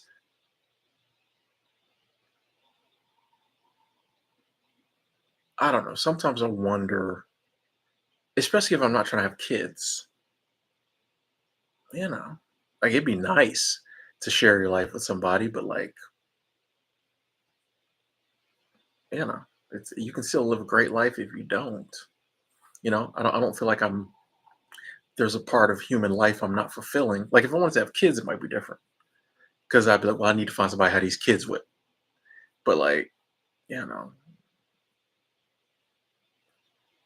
it's gonna do what it's gonna do. Phoenix. My family never pressured me to get married, to have kids. No, no, never even. I don't think I've ever had that conversation with my parents. Like,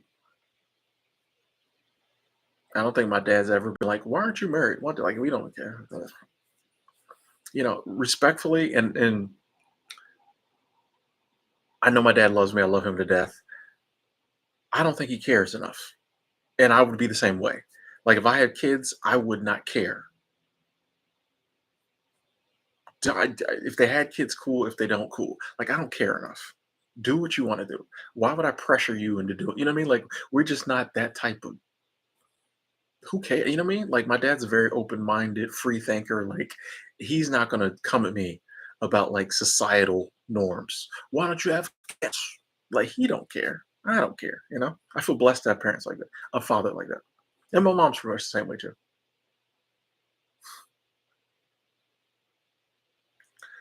Sassy. My bills now vary because I have to pay these Airbnbs. So if I'm being honest, my bills now are more than when I lived in my apartment. If you take away the Airbnbs, my bills are $100 for my cell phone. And I think I have a couple of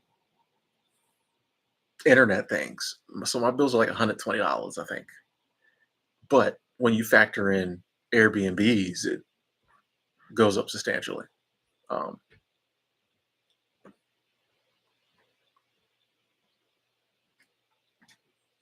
but that's because I'm not working a seasonal job right now, um, which would cover housing.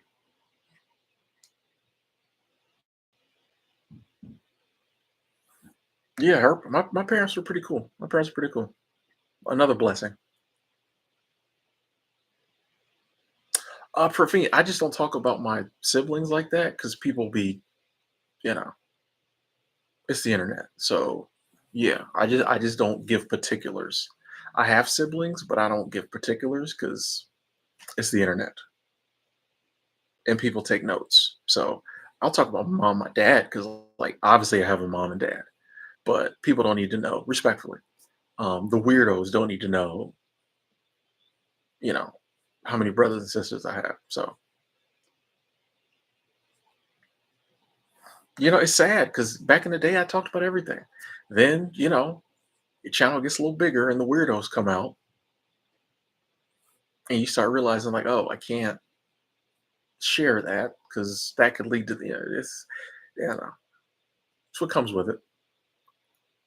No, you didn't overstep your bounds for me. And you asked respectfully. You don't over. No, you're good. People ask me that all the time.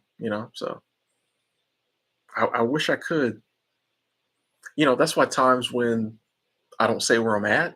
Once again, there's usually a reason, and I don't want somebody to know where I'm at. Because it's times when I ignore the "where you at" question, I usually have a reason. Um, which sucks because I'd love to. Oh, I love saying where I'm at, but it's the internet. Sometimes there's weirdos. There's weirdos. Bob, yeah, it's good to realize about privacy because until you know, you don't think about it, and you could be. I used to share all kinds of stuff that now I'm like, nah. I remember one time, like somebody was. This was some years ago, and this is when I really started thinking about it. Somebody was like low key asking me every now and then. When you open a new bank account or the security question, those security questions they have. What's your mom's maiden name? What's the name of your first elementary school? What's the color? Like somebody was asking me all those, not the maiden name one, because that would have been obvious. But it was like, what was your first car? What color was it? Hey, where did you go to elementary school? What was the name? Like over the course of like 3 or 4 live streams, they were asking me all those questions. And I was like, wait, I guess I had filled out one of those things recently. That's what it snapped, it clicked. But I was like, wait a second, This person's asking me all my security questions. And I'm like, oh snap, like somebody could figure all that out just from listening to me. And I was like, oh, I gotta stop saying this kind of stuff. Yeah, man, it's crazy out here on this internet.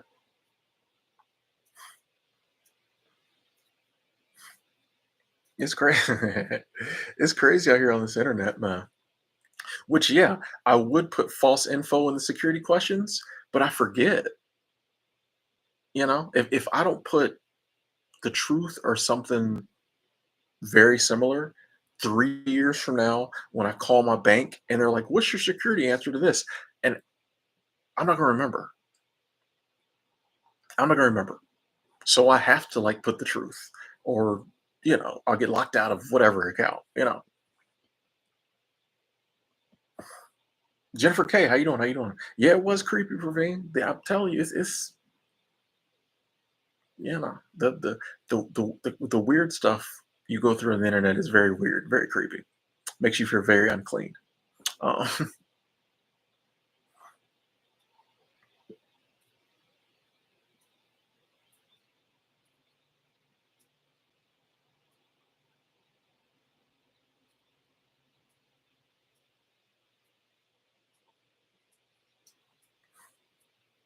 hey, low key, I appreciate that like number 150. Thank you, thank you, thank you.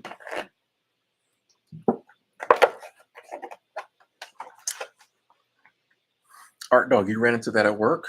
Yeah, man, you gotta be careful what you put out there in the streets. That's actually a good one. I never thought about that. People at work just asking you innocent little questions, they writing it down. You know,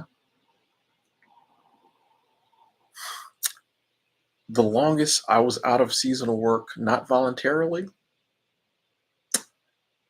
I don't think there ever was a time I was voluntarily. I don't think there ever was a time where I really wanted a seasonal job. I didn't find one pretty quickly. Um, yeah, so maybe a couple weeks. I was looking and took 2, 3 weeks to find something, maybe. But every time I've been like, yeah, I want a seasonal job. I found one pretty quick. So high school time. Ah, nobody at work knows your real name. Remember me? Okay, that's smart. That's smart. That's smart.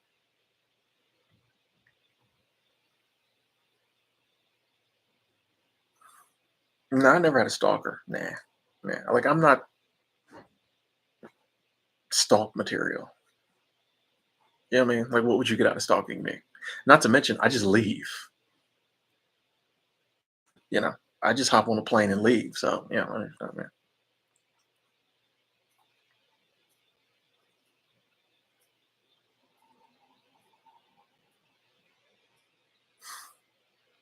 that's weird. HRH, your job doesn't exist anymore. Hmm. Yeah, I would. They have like a general application where you can apply, but not for any position. I just turn that in, see who calls me. Oh, child free. Yes. Started your seasonal job this week. Wish you knew about it much sooner. Yes. Yes. That's awesome. Glad to hear that. Thanks for the update. Glad to hear that.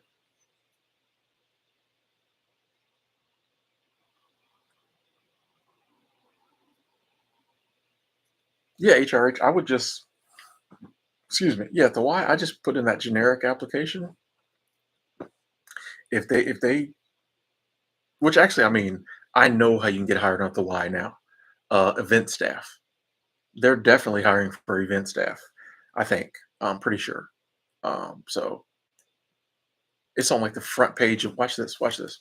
Watch this. Watch this. We're gonna put in. Y'all need to see what other weird websites I've been looking at. Um, we're gonna put in. You see, there's the icon for CoolWorks, right? The purple one. Focus. Anyway, that's CoolWorks. We gonna hit it. Hit the icon for CoolWorks. It wasn't the first. Oh, dang it! It switched. When I went on earlier, it was the first job. Dang it! Now it's friggin' diesel mechanic. Ugh. Anyway, it was hold on, let's see. Find a job, help wanted now. Let's see if it pops up. Guy.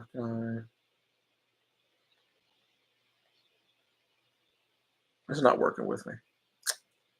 All right, I can just go to the page. Hold on. Bum, bum, bum. All the little tricks I was trying to do is not working with me. Thanks, YMCA.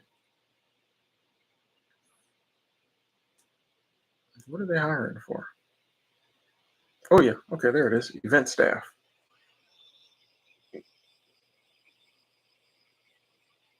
They hiring for that. Okay.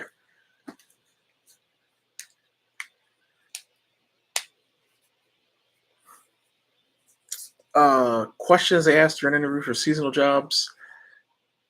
The usual work questions. Honestly, seasonal interviews are fairly easy compared to other interviews. Um, a lot of times they're just trying to make sure you understand what the job entails and that you're gonna be out in the middle of nowhere for the summer. So a lot of times they're just trying to get to know you. You know.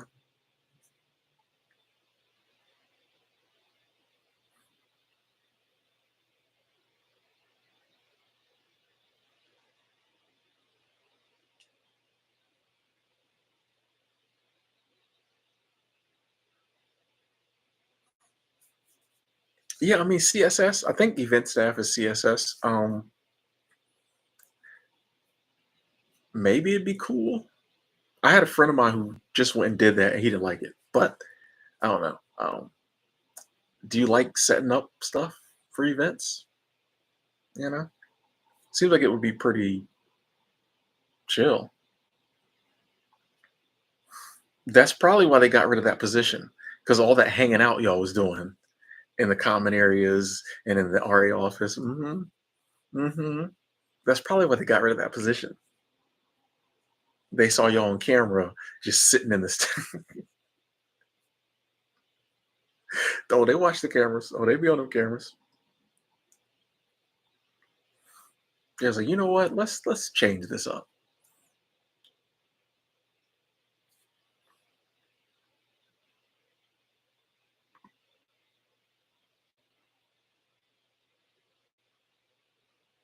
You know what? Let's see what else they got on here. What are the? Let's go to the help wanted now section. I'm curious now. Not the why. I just want to see in general what's going on CoolWorks. Mm, find a job. Go. Help wanted now. RAF guide. Ugh. Em- Employee resident attendant in Death Valley. Fire alarm technician at the Grand Canyon. What does that even mean? Retail. The Grand Canyon coming through. Okay. Grand Canyon. Okay. Uh-huh. That's a year-round position too. Electrician at the Grand Canyon. What else we got? Line cook in Zion National Park. Let's see if see any good ones. There's a lot. There's a ton. I'm just not calling them out. I'm looking for some really cool ones. Hiking guide in Alaska. Okay. Focus. There we go. Rainforest Island hiking guide. That actually sounds kind of cool.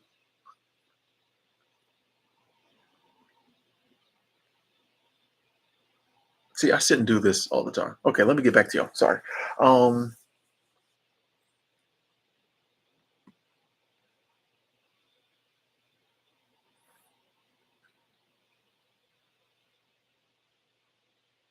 you don't see the CoolWorks app in the Play Store? It's not an app. It's not an app. It's just the website. I had already been to the website, so it had it logged in there. But yeah, I don't think they have an app. You just got to go to the website. Yeah.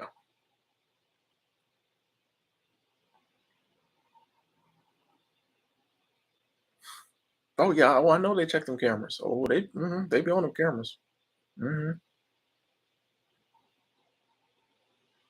There's a lot of TikTokers talking about cool works. Uh, see, I I always felt that the day would come when it would get blown wide open and like everybody would know about it. Um, like I've thought for the while about just doing like a really cool video about seasonal work, and I was like, but I don't know if I want it. I don't know if I want everybody to know about it.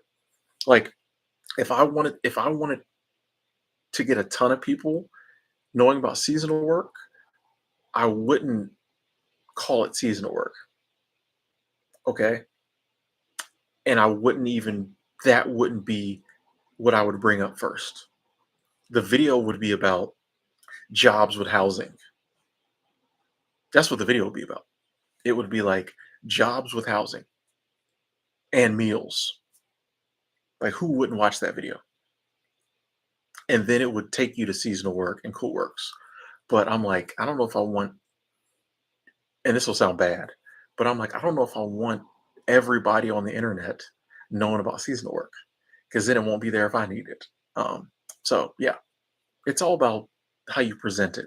And thus far, someone's going to steal this ideal and try to do it, but they ain't going to do it as good as I could.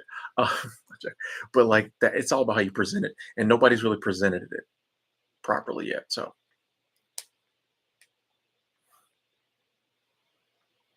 but yeah, I do think the secret is leaking out. Um,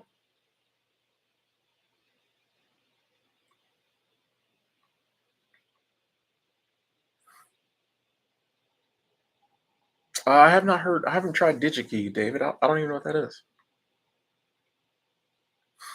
How far away were you from a hospital or urgent care at those remote locations? Uh, Sometimes hours. Now, like if I'm in the national park and I'm 2 hours away from a big city or an hour away from a small town, they still have like ambulances. You know what I mean? So sometimes, yeah, when I was in Alaska, I was probably 50 minutes away from a hospital, but like, you know, we had first aid kits. But, yeah, if you're in a remote location, there's some things you give up, back to road less traveled. If you decide, okay, I'm going to work a seasonal job, do a different job, different lifestyle, there's going to be some things you got to give up. The security of knowing there's a hospital right down the road, Walmart, the mall. There might be two restaurants close by you, and you got to eat in the employee dining room or those two restaurants 6 days out the week. And maybe you go to town the other day and eat somewhere new. But like, there's sacrifices to be made.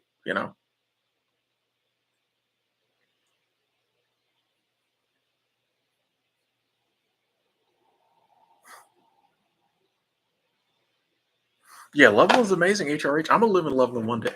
It may not be now, but I'm gonna live in Loveland one day. Loveland, Colorado, cool place. I really like Loveland.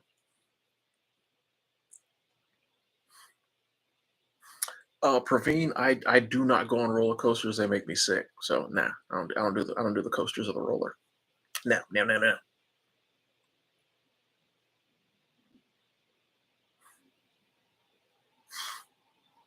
Child Free said there's a police station, fire station literally across the street from my seasonal job.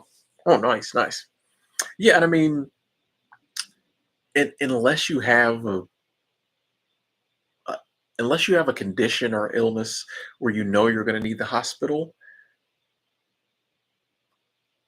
I feel like that's kind of a fear base. You know, it's a good question, but like, why start out thinking you're going to need a hospital unless you know you're going to need one? You know, why not just be like, you know what? I'm not going to need a hospital this summer. Because if you go into it thinking like that, you'll come up with 10 other reasons. You'll come up with 10 other things you need. You know, um, I think life is better when it's about what do I want to do? Let me do it. And then if something comes up, I'll figure it out.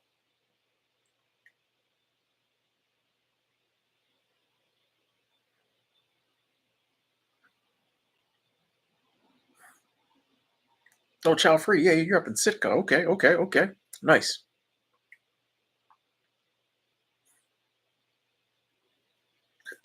HRH. That's what I'm talking about. I'm realizing lately how much we're capable of when we let go of everything that everyone else wants us to do and just go after what we truly want. Period. Pooh. You know what I mean? Like, but that's the one thing they don't want you to know. They don't want you to know what you're capable of if you just decide to do some ish.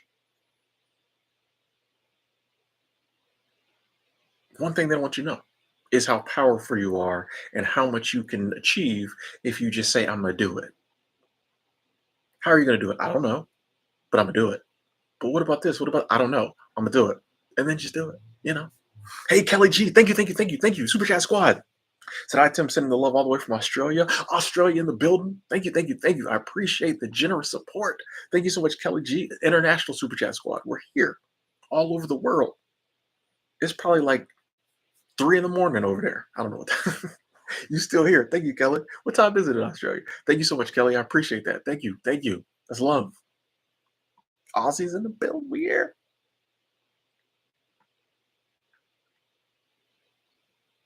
International Super Chat Squad. Supernatural Black Life said I was going to say who's worrying about that when you're working and having fun elsewhere. So it's a valid question, but yeah, why be asking that? You know what I mean?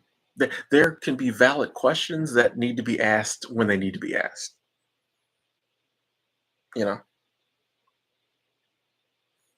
period. Pooh. I'm still on my Whoa Vicky. You know, y'all forgot about Whoa Vicky. I haven't. Praveen had a facial this morning. Praveen, you boy, you living good. You living good.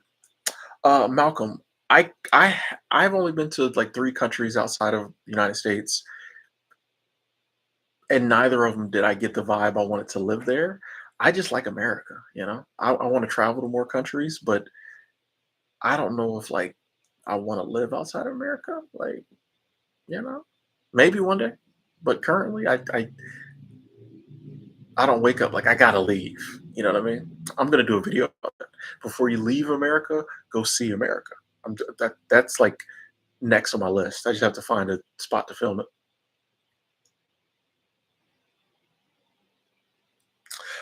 Billy, if you ever see a comment from me giving you a WhatsApp number, is not me. That's one of the old scams on YouTube. Um, nah. Here's how you know if it's me or not.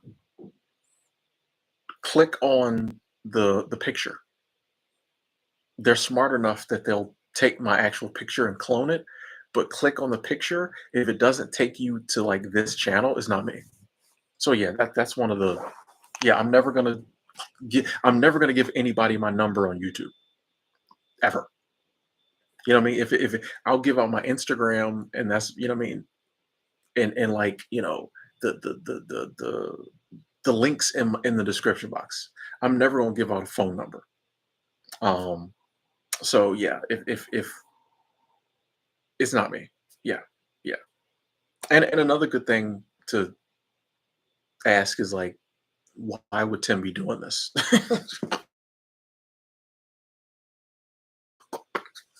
But yeah, that's not me. That's not me. Hey, thank you, thank you, thank you, thank you so much. Super Chat Squad, thank you so much. I appreciate that. Thank you, thank you. Super Chat Train, let's go. Thank you. We here and almost about to hit 200 likes. Thank you, thank you, thank you. Steve, 1 week sober. Let's go, Steven. That's awesome. Said I found when I take my vitamins, I don't get tempted to drink. That's cool. That's cool. That might be something to look into. That might be. I need to get some vitamins back. I buy these big bottles of vitamins, but then I have to leave them or throw them away when I get on the plane.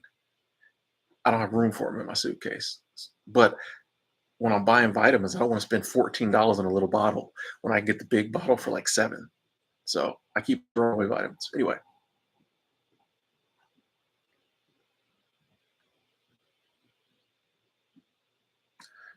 tremendous sacks. I personally never said America was the best. So if someone else in the chat, oh, Cerulean said it. Um, yeah, I don't. This idea that there's one best country is weird to me. I like America because I was born here and 90% of my friends are here. And 100% of my bank accounts are here, you know, and I speak the language fluently, but I would never say America is the best country. Though some people feel that way, and that's fine. I would just ask how many other countries have they been to? But I just don't. If I was born in France, I would want to live in France. You know what I mean? Like I don't. Yeah, I don't. Um, the ideal that one country is better than the other when we're all of them like are full of humans, and you know what I mean? Like what metric would you base it on? I promise you, if you could do a study on the best country in the world, it would be like Luxembourg or something, some little bitty ass country with only like 10,000 people and you know what I mean? Like it would be something like that. It would not be America with 326, but you could never do that study because like what would you base it on? Like if God did the study, he would be like, all of y'all are wrong. You know what I mean? So yeah, I personally would never say America's best, but like I like living here, you know. 544. Thank you. Thank you. Okay, now we're getting weird. Hold on. Alvin, I got you. Hold on. Let me get my thing's not working. I don't have my mouse. Oh, that wasn't Alvin. That was oh man, I missed out two super chat. Hang on. We got a super chat train going. Hey. Sassy, thank you. Super chat squad, thank you so much. I appreciate that. Thank you, Sassy. Super chat train, let's go. Choo choo. And Albo, I see you. I see you. Thank you. That's love. I see the kisses. I see you, Albo. I see you. I see you. You're here. I see you. Oh, it's your first super on the live stream. Thank you so much. Appreciate that. That's love. Thank you. I think we got one more. It's still going. Hold on. Bruh. I don't have my mouse, so I'm using the track, whatever on my thing, and I'm messing up. Ha! Malachite? Is it Malachite? Thank you. With the Canadian cash, Super Chat Squad, thank you so much. Said you seem to have taken the road less traveled much earlier than most of us. I started it only half a year ago. It's so worth it. Thank you. Hey, I, I feel like it took me a while because I was in my 30s. I was like 34, 35. So I feel like it took me longer than the average person overall. But yeah, I've been doing it for a while, now. So yeah. But I'm so glad you started it 6 months, 7 months ago, and it's been worth it to you because I think that's the ultimate.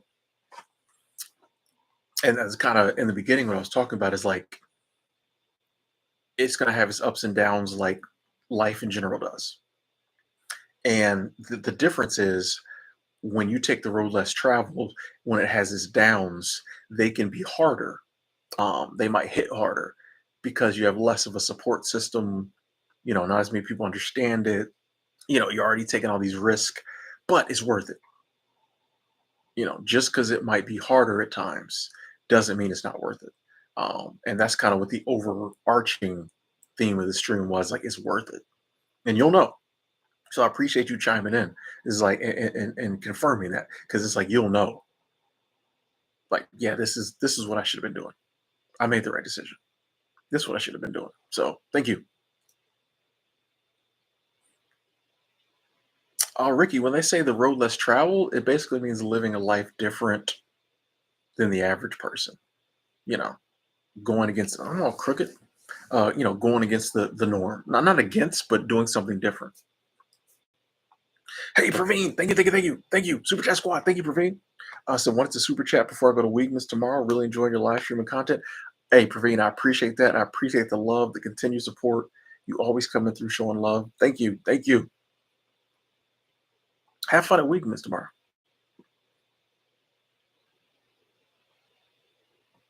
Oh, Malachi, you 36? Okay, so yeah. Yeah, you get it. Honestly, I think that's a good age, maybe,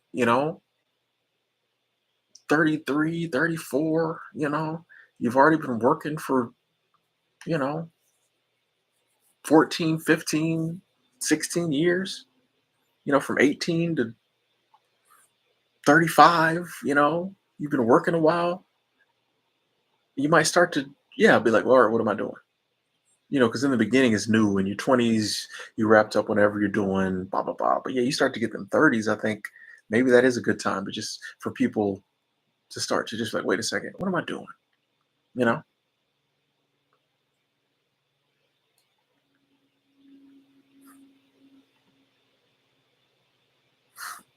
Cody, when I got my passport, um,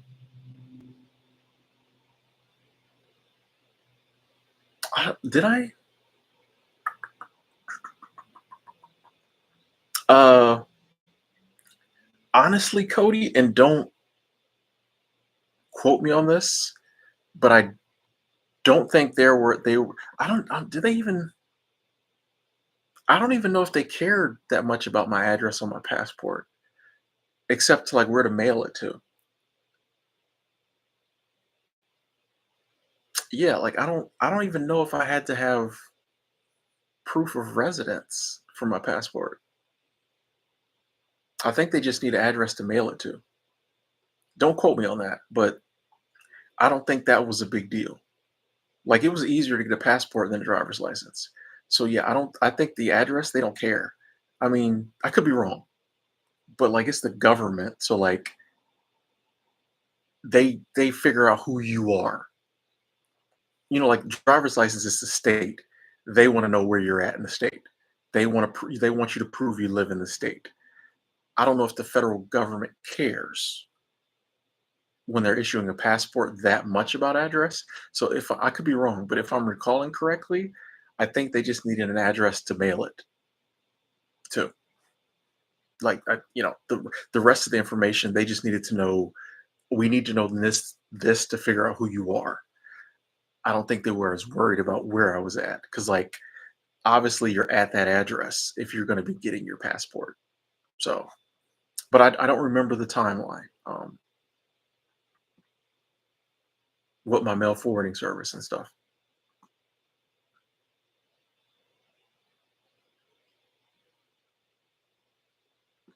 Hey Sabrina, thank you, thank you, thank you, thank you. Super Chat Squad, thank you so much. So many nuggets of wisdom in this live stream. Thanks. Hey, you are welcome, and I appreciate the abundance. I appreciate the support and the kind words. You know, you try to drop a few gems if we can. Some streams I feel like we don't, but but sometimes we do. I appreciate that. Thank you, Sabrina. Thank you. Praveen, Angela might be busy or working or hanging out. I haven't seen Angela today. She'd be busy. I'm surprised she comes into as many streams as she does. I'll be honest. If I was her, I wouldn't be in half the stream she's in. I respect the fact that she comes through like she does.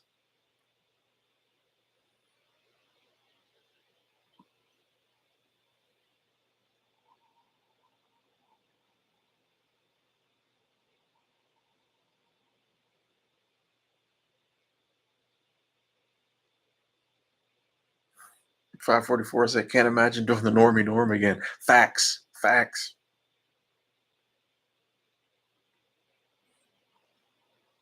Herb said, "I quit my 9 to 5, been surfing on who knows what for a minute, rethinking everything." Yeah, that's when you start to see it different. It's hard to go back. Like you might go back for a little bit for whatever reason, but like once you just see life, you start to see life different. I mean, you can't totally go back because you don't see the world the same. All right, I may have to go back and do this for money, or I may have to go back and do this for whatever reason, but you're not going to go back to thinking that's the way to live once you realize that's not the way you have to live. You know?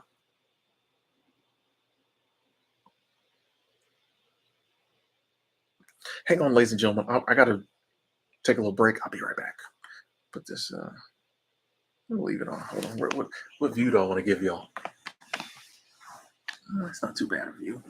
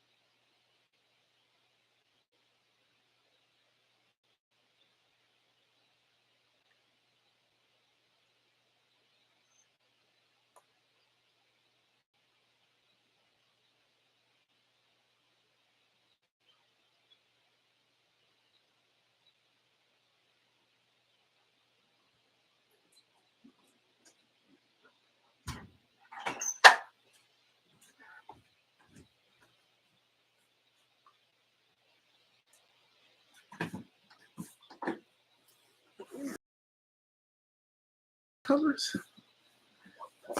All right. Okay. All right. We back. Okay. All right.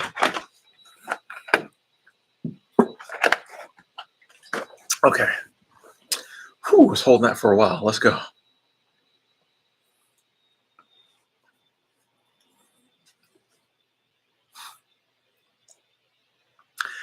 84. If I woke up with amnesia, I wouldn't know where my favorite place in the world to be was. Um, yeah, if I had amnesia, I wouldn't know nothing. So how would I get started again? Yeah, I guess I'd have to find a job and you know probably stay at a hostel. Well, if I had nothing, I guess I would sleep on the street until I got a job, save some money up, and then maybe stay at hostels until I could save some money to get a hotel. I'd probably try to get a seasonal job. That's what I would do. I'd just go to a seasonal job, stay for 6 months, stack up money.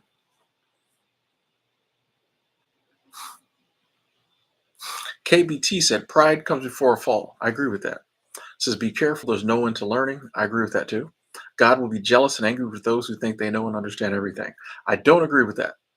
Um, I respect your belief, but I don't agree with that. And here's why. You ever had a kid who was like 7 years old and thought they knew everything? I know a lot about this because I was that kid. I was that kid up until about 21. Uh, you ever have a kid who just thinks they know everything? Do you get jealous of that child, or do they know so little that it's laughable to you? When your little 7-year-old tries to tell you how the world works, it can be annoying sometimes, but it's laughable. It's laughable to be like this little kid who doesn't even know what life is about on any level is trying to, you know what I mean? I feel like that's how God is. I think it's laughable. Like we're so far out of God's realm. Why would he ever get jealous of us? That's what I'm saying. Like we put human traits on God. How could he ever be jealous of anything we could do? It might be laughable. He might not like it. He might be like, that's crazy. But he's gonna get jealous and like he's gonna smite me.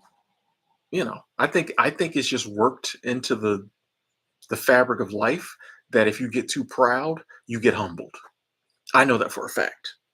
You know what I mean? But the ideal that like God is up there angry with me for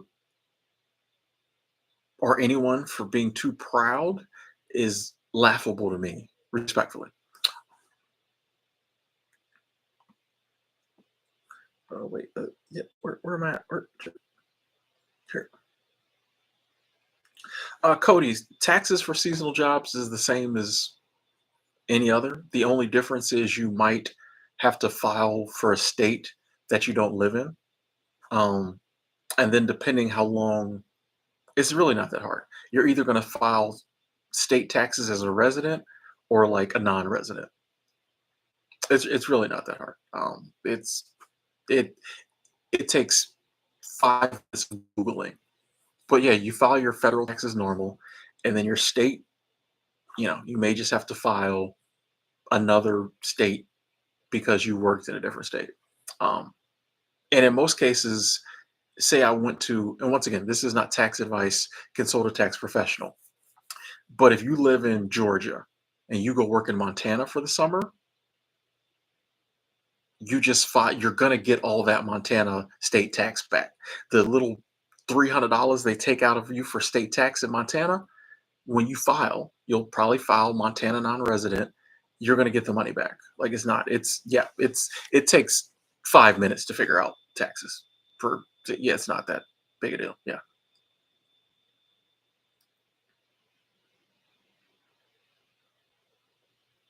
Ricky said, Tim, when you took the road less traveled, did you have a vision for your life that was emotionally compelling?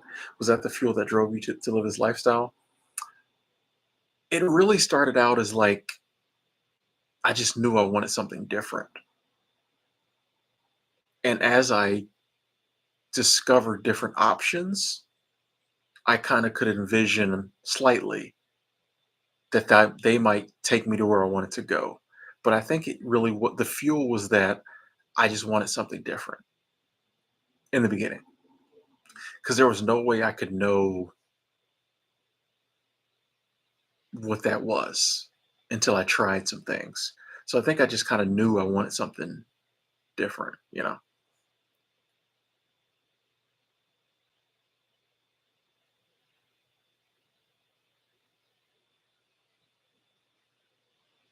What up, Angela? Someone was just Praveen was asking about you earlier. Hanging out with your cousin, okay.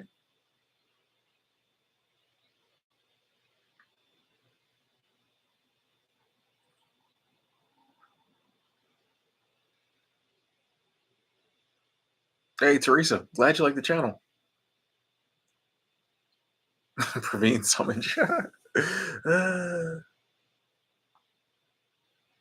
Ellie, how you doing? How you doing?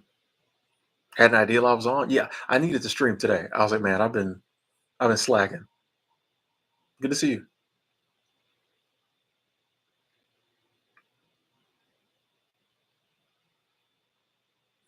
If I had to start a business in the morning and had all the tools, what would I do? Probably another YouTube channel.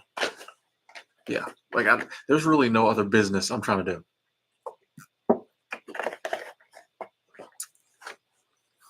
Any business I do, I think it'll be content creation related. Like, yeah, I'm not really trying to do nothing else.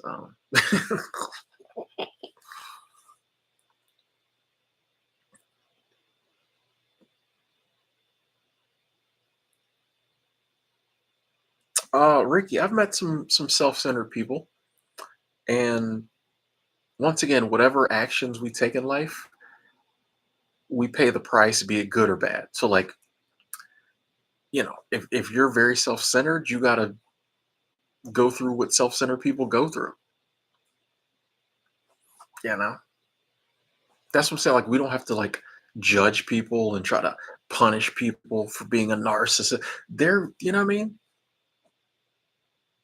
Karma, karma. One of the byproducts of really being a narcissist is you have very few friends. So I feel like they're getting their judgment already. A lot of this stuff is already baked in the cake of life.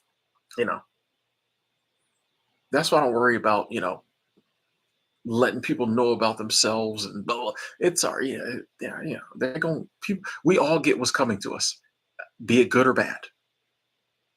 You know, you can't avoid that. John Scott said there was a time I was skipping showers. I was grinding so hard. Okay, dang, all right.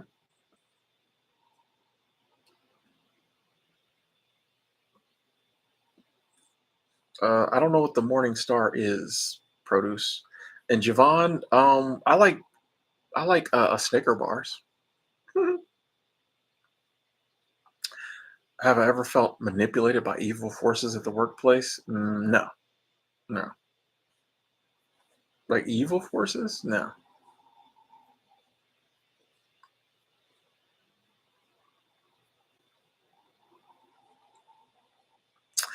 Sassy. I have a mail forwarding service in lieu of a PO box. Now, when I go somewhere, I'll get a PO box, but I have a mail forwarding service where all my important mail goes. Simply because if I get a PO box when I leave and go somewhere else, that PO box does me no good. So I have a mail forwarding service. They take all my mail for me and they send it to me whenever I want it.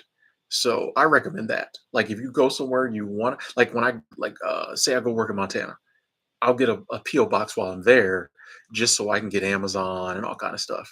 But all my important stuff goes to my mail forwarding service always. Um, just so I have somewhere where I know tax papers and other stuff goes always.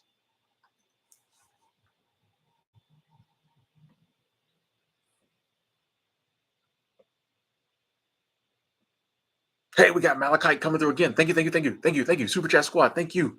With the Canadian cash. So the Matrix movie, when Neo sees the fake world for what it is and realizes who he is, I believe is the narrow path. I quit my job to walk by faith. Exactly, exactly. I agree. There was a lot of wisdom in that Matrix movie. There was a lot, where it's just like, and once you see the Matrix, you you can't unsee it. You may ask to get plugged back in. You may have to go back in from time to time to handle business, you know. But like once you know, you know. And I think that's how life is now. Like once we for a lot of people, they really think the norm is like the only way. I have to do it this way or it won't work. And it's like life keeps lifing no matter what. You know what I mean? There are people, sadly, you know, in the depths of despair and who have lost everything. And life keeps lifing, which gives us the opportunity to get back on our feet. So, like, there's no set way to do it. There's no one way to do it. There's ups, there's downs, there's options. You know what I mean? Like, life keeps lifing until it's over. All you got to do is get from womb to tomb. Like, how you womb to tomb is up to you. Like, there's no right, no right. You know what I mean? You know, it's there's no set path. Rose coming through. Thank you, thank you, thank you, thank you, Rose. Thank you. Super Chat Squad. Thank you. Says, yes, it's never too late. I'm 35 and finally found an awesome field of choice after years of healing from trauma and feeling unsafe to do other. Yes, yes. Glad to hear that, Rose. Yeah, it's never too late. You know, it's funny that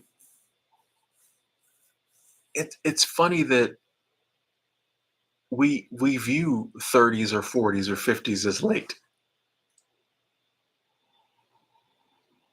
That's another lie that our current society has told us, and we believe it. If you don't know exactly what you want to do by 23, it's over. Life keeps lifing. It could take you to 75 to figure it out, and if you live to be 80, it's fine. You know what I mean? You made it to 80. That's what you were here to do.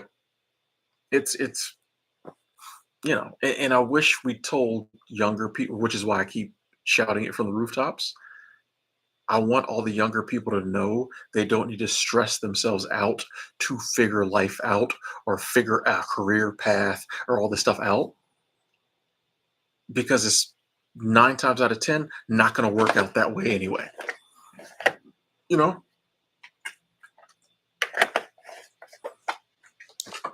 it might. I'll say 7 times out of 10. It doesn't work out that way anyway. And 9 times out of 10, even if it does work out the way you determined it, you want to switch it up a little yourself. You know what I mean? Most of the time, it's not going to work out. Your life's not going to work out the way you thought it was when you were 22. And even if it does, you're probably going to want to change some of it up.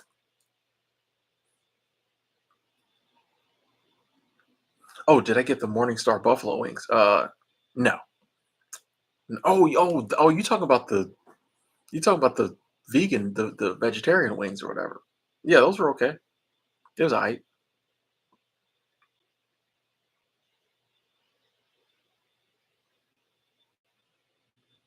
Hey, HRH, I appreciate you saying that.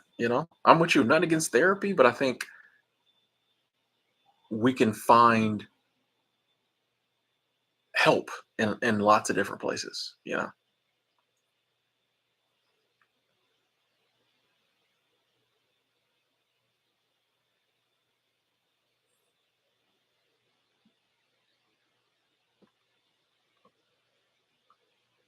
Praveen, thank you, thank you, thank you, thank you, Praveen, thank you. I like that face. Super Chat Squad, thank you, Praveen.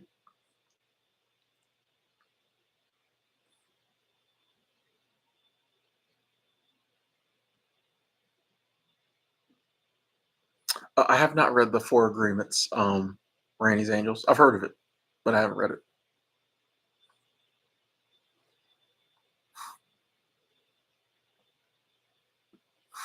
Produce. So you can make your mail forwarding service your legal address. So that would be my recommendation, honestly, to anybody if they're going to be traveling, nomading a lot of different places. Find a mail forwarding service in a state where you can make it your legal address, and then you just put that on everything. Now it gets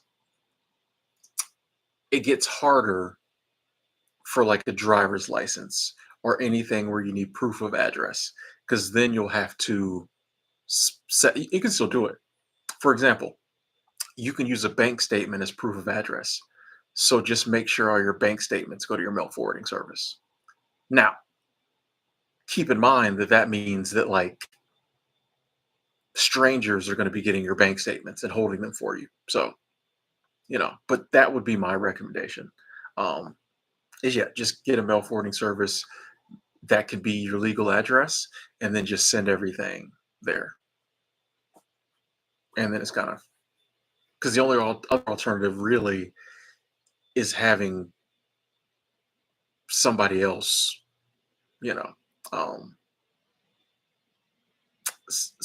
using somebody else's address. Because, like I said, if you do a PO box, you're not going to be there 4 months, 5 months, and so like, how will you be like if you're putting that address on important stuff, they're going to be mailing you stuff, and you don't have that PO box no more. So, Antoinette, how you doing?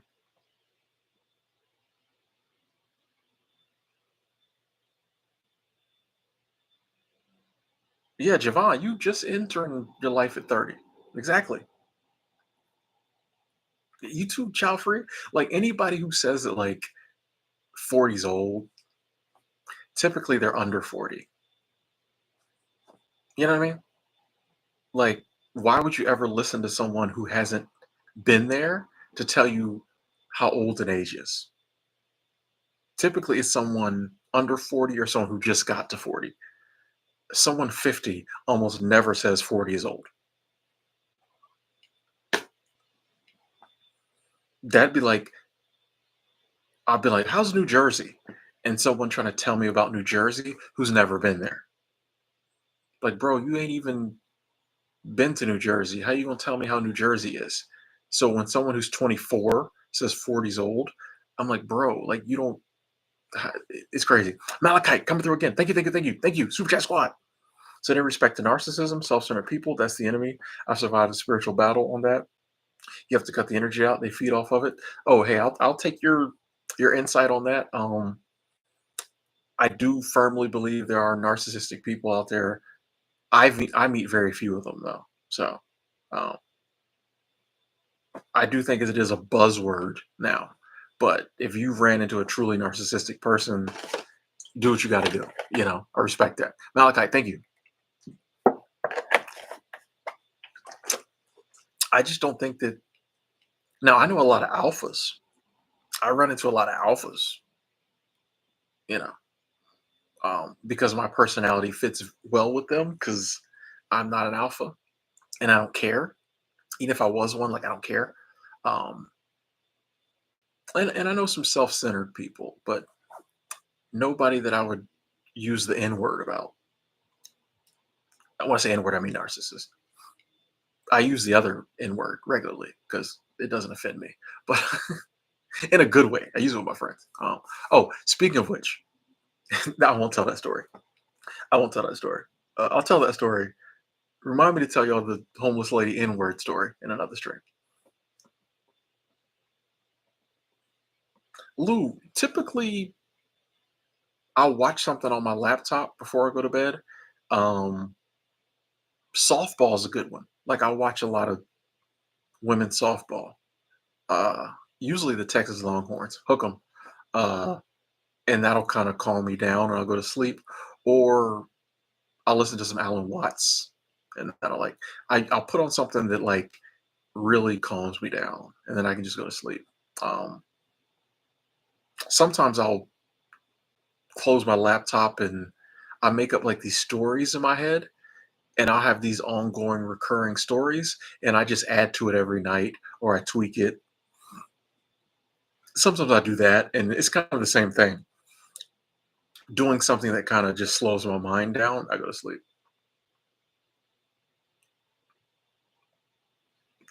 Ricky, so how do you become so empathic? Some of it is suffering, yes.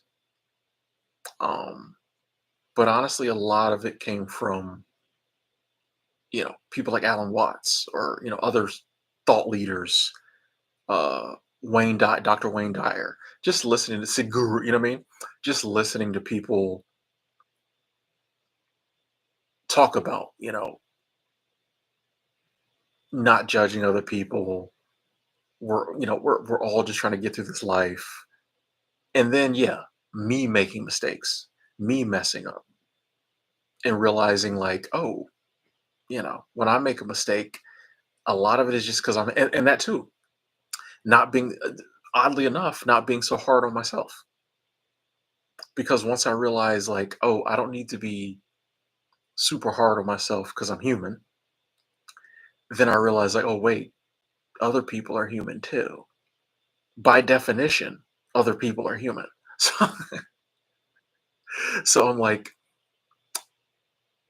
when I stop being so hard on myself for being human, then I had to stop being so hard on other people for being human. And that led me to be, and I still work on it, but I try to be more sympathetic, more empathetic, just like we're all just trying to figure this thing out, bro. It's easy to slap a label on somebody and say they're a horrible person, but we don't know their backstory. We don't know how they were raised. We don't know their genetic makeup. We don't know what they're going through. There's a myriad of factors that makes an asshole, right? And while I can be like, okay, that person behaves in a manner I don't like, and we may not be friends, I have to understand that, like, I don't, like that, I can't judge that person. I don't know what they're going through. I got to give them grace because I promise you, the people who don't like me have reasons, and they're probably good reasons. But I would hope they would give me grace and be like, yeah, I don't like Tim because he does so and so, but he's just a human trying to get through this life, like me, So,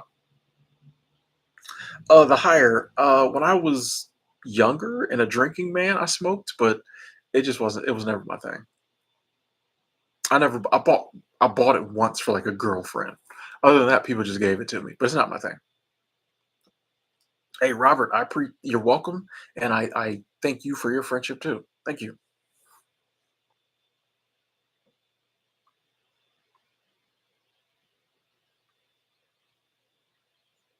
Wait, let me make sure I didn't. Pretty ladies at 40 comes knocking quick. I mean, it takes 40 years. I don't. I'm gonna be honest. I feel like it took me a long time to get to 40. You know, I think sometimes we don't want to get to 40, so it seems like it came quick, but it took me a long time to get to 40. 40 years. Produce, yeah. A mail forwarding service is not through the postal service. No, it's an independent company. Yeah. Now you got to get paperwork signed and notarized with the postal service because they have to legally be authorized to accept your mail on your behalf. But it's not through the post office. No.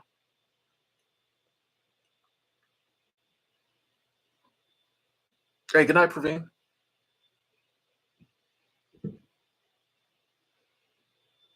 Hey, a lane of your own. A night walk is good. You know, that little a dusk walk. Nobody really around. It's darker, so it seems like it's just you. Yeah, man. I used to do that a lot. I did that a lot during the pandemic. Um, I don't know what it was. It'd be like 8, 9 o'clock at night, and I'd been in the house all day, 2, 3 days. I got to I go take like a night walk around Bozeman. You take a night walk around Bozeman, you ain't gonna get in no trouble. You don't need a weapon. You don't need no mace. You just walk through Bozeman. Anyway, but yeah, taking night walks. Yeah, Angela 46. Any bro, like it's young, man. We're young. Mike, how you doing? Good to see you.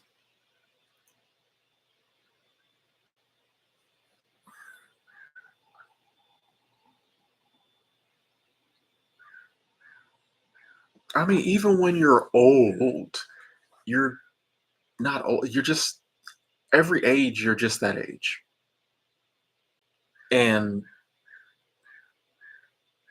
there's really no need to measure it against other ages because I already was that age, or I'm gonna be that age maybe. You know what I mean? When I'm 80, I'm 80. If I make it that long,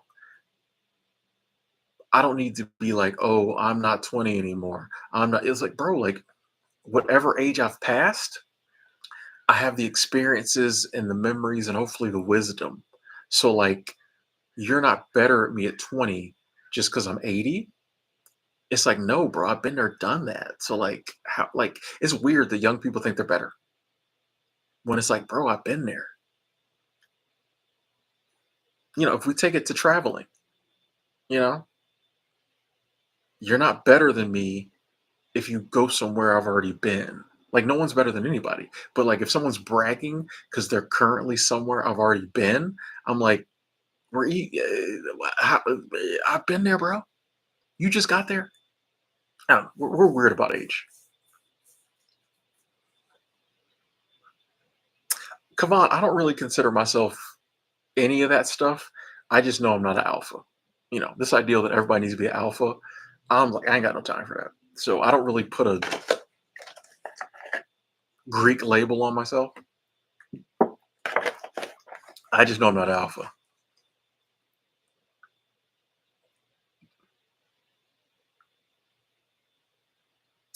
MT, I do think we are harder on women when it comes to aging. Um, I think one of the issues we have, and I would get in trouble for this, but these are gems I'm dropping, or at least I tell myself that so I can say what I want and not feel bad about it. I don't think the problem is there are certain things we put on a pedestal that if we didn't put it on a pedestal, it would all work out the way it's supposed to work out. For example,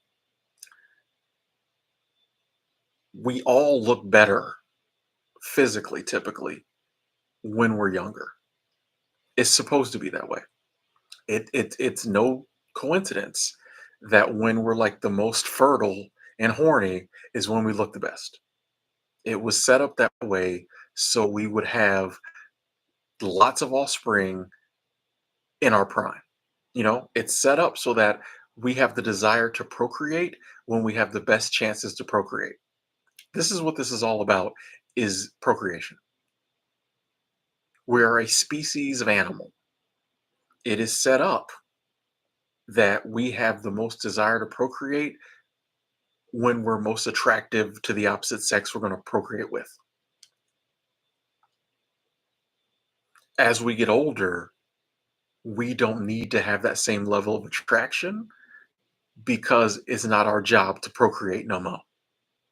We can still do it, but it's not our job at 45. Then society came in and started to like idolize and put youthful beauty on a pedestal. And so that is why it's much harder on women as they age because we don't put on a pedestal or appreciate all the wonderful qualities they now have. It wouldn't be a problem if we did. If we put on a pedestal wisdom of a 45-year-old woman and all the knowledge she has about, family and all but when you put on a pedestal 25-year-old beauty, obviously when we get past that age, it's going to be a problem. Men's beauty standards are totally different. I get more compliments now with this than I ever did before. You know what I mean? If I throw on a nice shirt and clean up, but I keep a little gray right here, I get so many compliments. No one ever cared before. So it's just like Men's standards are different. But yeah, it's because we put on a pedestal something fleeting and we don't realize that like as we age and maybe we lose our physical looks, we get other stuff in return that's just as cool, if not better. But we act like we want every woman to look 25 forever or she loses value. But it's like actually she's gaining value. You know what I mean? I don't know if that made any sense.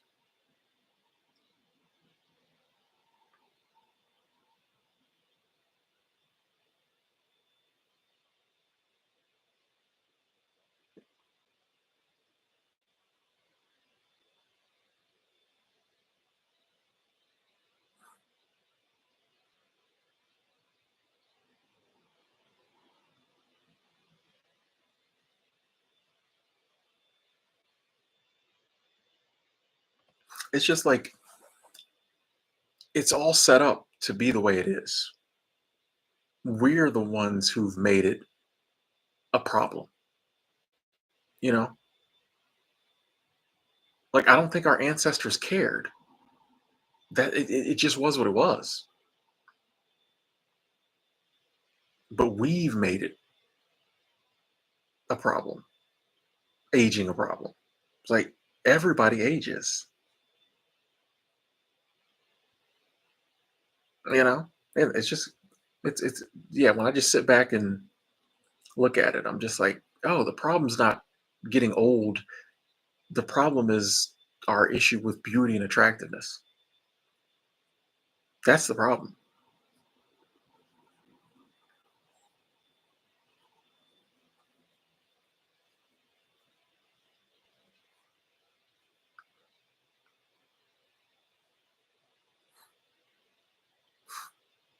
Yeah, it's just like if we could let go of that, then nobody would care.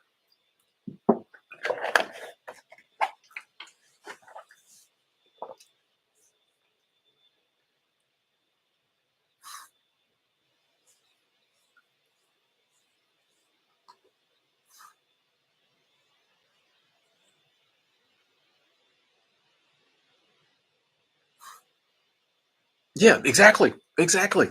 If you were 100 and looked 20, no one would say 100 was old because we fixate on the beauty.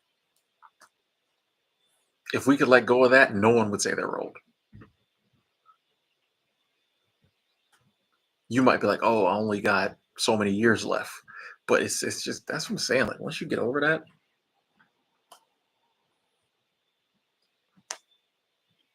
I'm you know what's crazy? I look at old people now. Like I was on a plane recently and there was a tour of senior citizens and they were flying to Dublin later that day. They were on this flight and then they had a layover and then they were getting on a flight to Dublin. And I was like, not jealous, but I was like, you know how happy I would be to be their age and be able to like travel and move around freely? I'm like, do you know if I make it to 70 and I'm able to do that, how blessed I will feel? How blessed I will feel. If I make it to 70 and I could get on an airplane and fly to Dublin, Ireland, and I got my mental faculty, I was like, bro, like I look at older people now, just I want that. I'm jealous, bro. I'm low key jealous. I'm like, dang, I want to be old. I love being my age now, and but it's like I don't see it as a negative thing. I'm like, I'm trying to be that. Even if I see someone older and maybe they don't have that freedom of movement or whatever. I'm just like, bro, if I get, if I make it to 90, that's a blessing, bro. I don't know. I look at it that way now.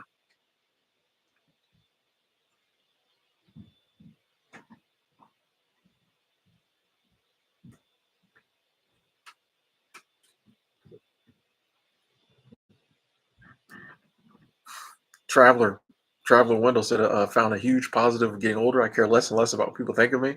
Exactly, exactly. Yeah, why should you care?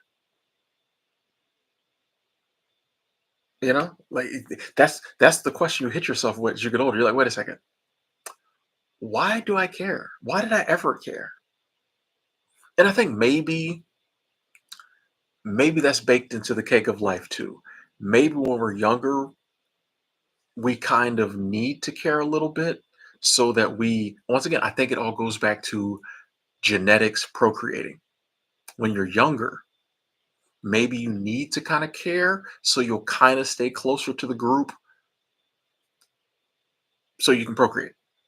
You know what I mean? When you're younger, or just so like you'll stay close enough to the group that you get the knowledge and wisdom you need from the group. But as you get older and you become the wise, knowledgeable one, is it that important that you care? So maybe it's not a character flaw. Maybe that's just how it is. Like, I think we all kind of care more when we're younger than we're older. Maybe we're supposed to, you know. I think it's all for a reason. Hey, Malachite coming through again. Thank you, thank you, thank you. Super Chat Squad. Thank you, thank you. Says you can only truly gauge your age and how old you are if you knew when you're going to die. Side note, do you do one-on-one mentor calls? You can only gauge how old you are if you knew you were going to die. I see where you're going with that. I see where you're going with that. If I'm 40 and I'm going to die at 50, I'm a lot older than if I'm going to die at 80. I see what you're saying. Yeah, I get that. I do not currently do one-on-one mentor calls, but who knows? We might bring it back one day. 'Cause I tried it once, but that is something I keep reconsidering. So I'll let y'all know if I do. But thank you, Super Chat Squad. Thank you.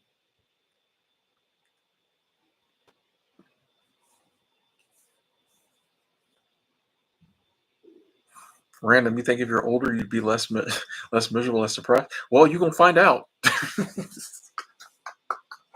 Give it 10 years, you're gonna find out. You know.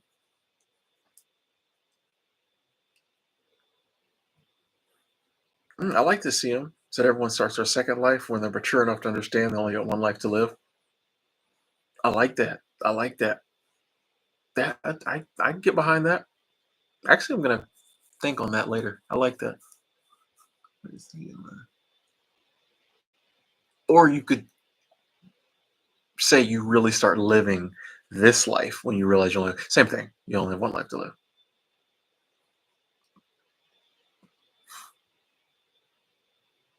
You said a woman's beauties are looks and a man's beauties is wisdom.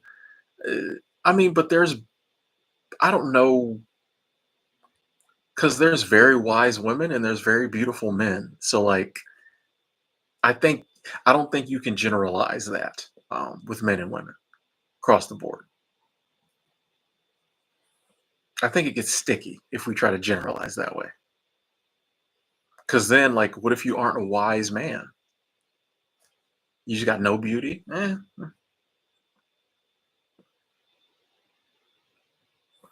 John, you think I should do the mentor calls too? Thank you for that input. I'm definitely considering it. Yes. A lot of that will depend on the route I take for the summer, but yeah. So thank you for that input. Thank you.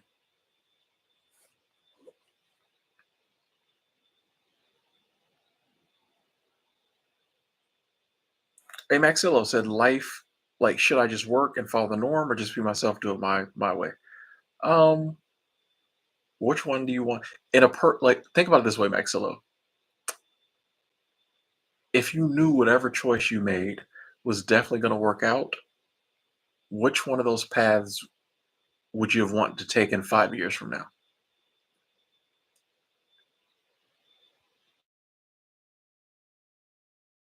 Your life's going to look 5 years from now if it worked out perfectly. But if you just be yourself, do it your own way, Imagine where your life could be 5 years from now. You can't even imagine.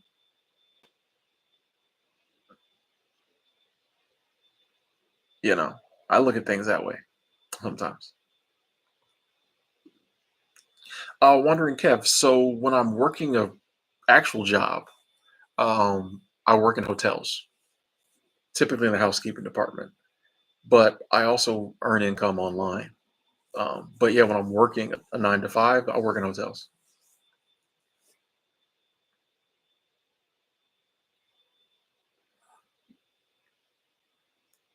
Yeah, Kev. My advice for people in their 20s is very simple.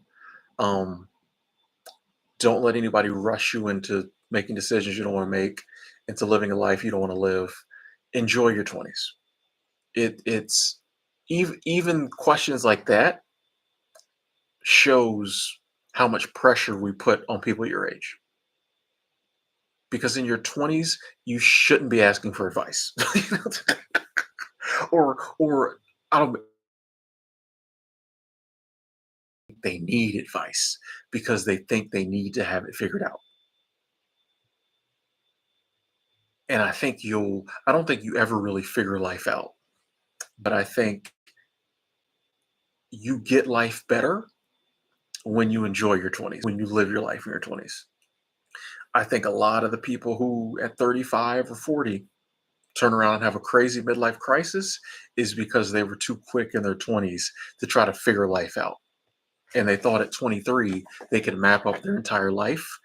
And then when 40 turned around, they were like, what am I doing? Why am I doing this? I hate this. So, live your life. You say you want to do something similar to this, figure out, how to do that. You know what I mean? Like just don't settle for in your 20s anything other than like what you feel like you want to do. Unless you have to for some reason. If you need money, cool. You got to work for a little bit, cool. But in the back of your mind, always be like, this is the life I really want over here. Um, but like, yeah, live your dreams, enjoy your life. Don't think you have to have it figured out. Like, all you need to have it figured out now is what, as a 22-year-old, you want to do, and do that. That's my advice. A lot of people disagree with that advice, but they're boring. I'm joking. I'm joking. I'm joking.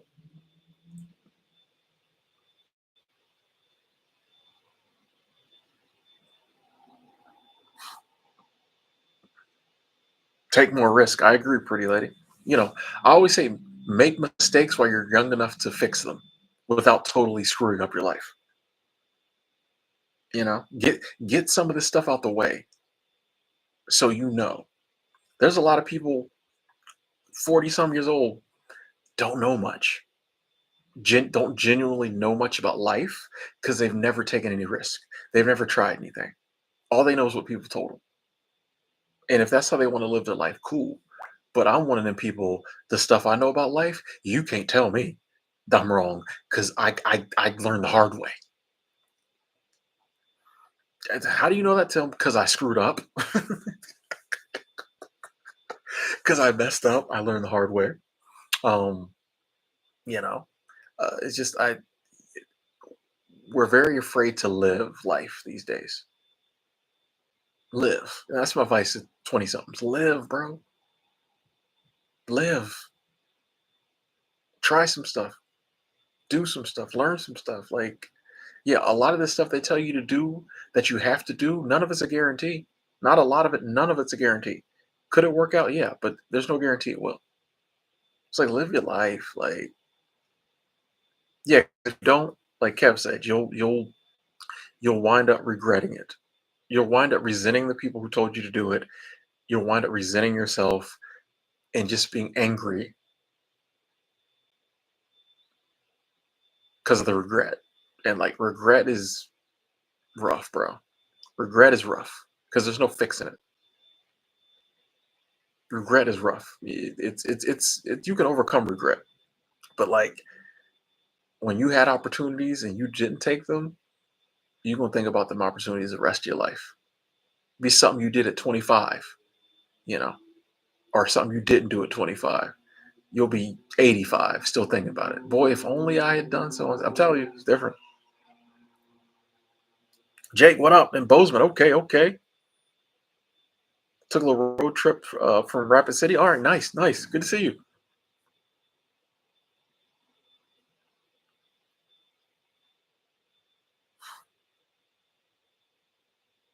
Ricky, like I feel like you gotta, and once again, I'm not right on everything.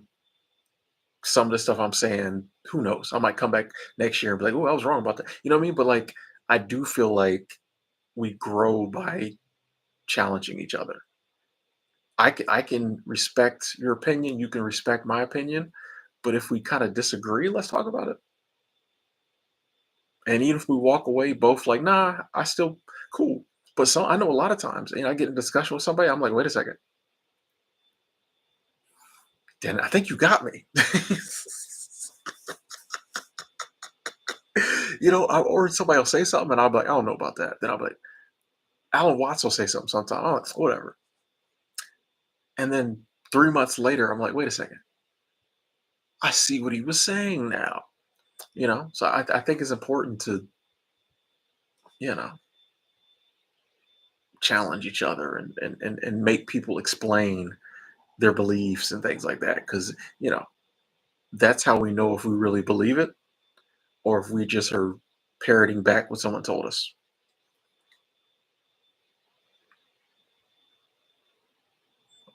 When do I like that? The important things are to figure out things by yourself. Yeah. A lot of people give broad life advice, and that's cool. But I like that of learn about yourself, and that's why taking risk, doing things you love to do. That's how you learn about you. Um, a lot of the advice you'll notice people give isn't tailored to you.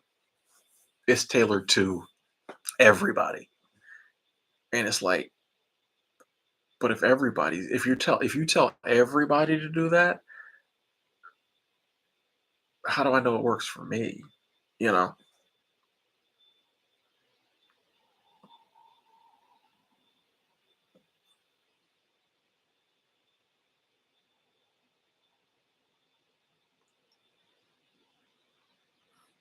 Ridge Runner. That's a great story. Ridge Runner said, I was having an amazing breakfast in a cafe in the mountains. The people were so sweet. I was joking when I said I want to work here. They said they needed a dishwasher for 4 days. It was great. That's amazing. That's amazing. That's a great story. That sounds like a movie. If you met the love of your life washing dishes, it'd be a great movie.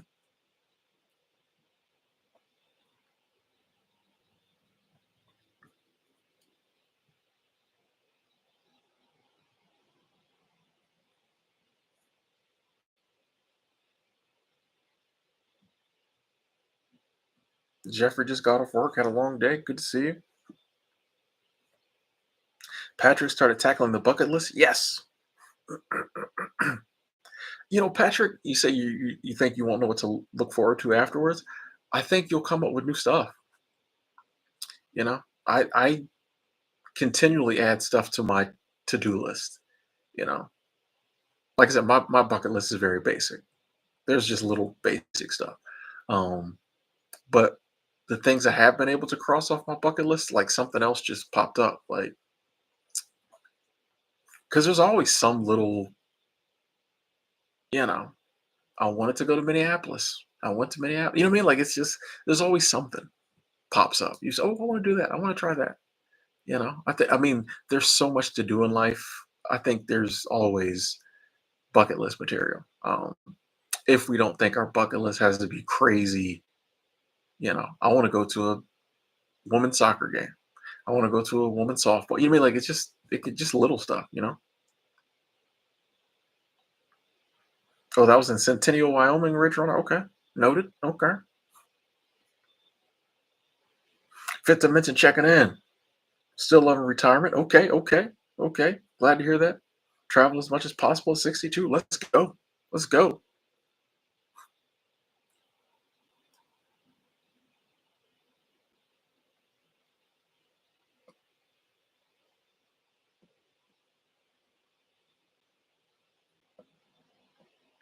I know, speaking of parents who regret having kids,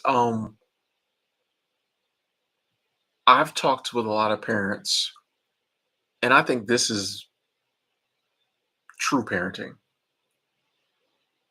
I've talked with people who said, I had my kids and I love my kids, but I'll be honest, if I had to do it over, I probably would have waited, something like that.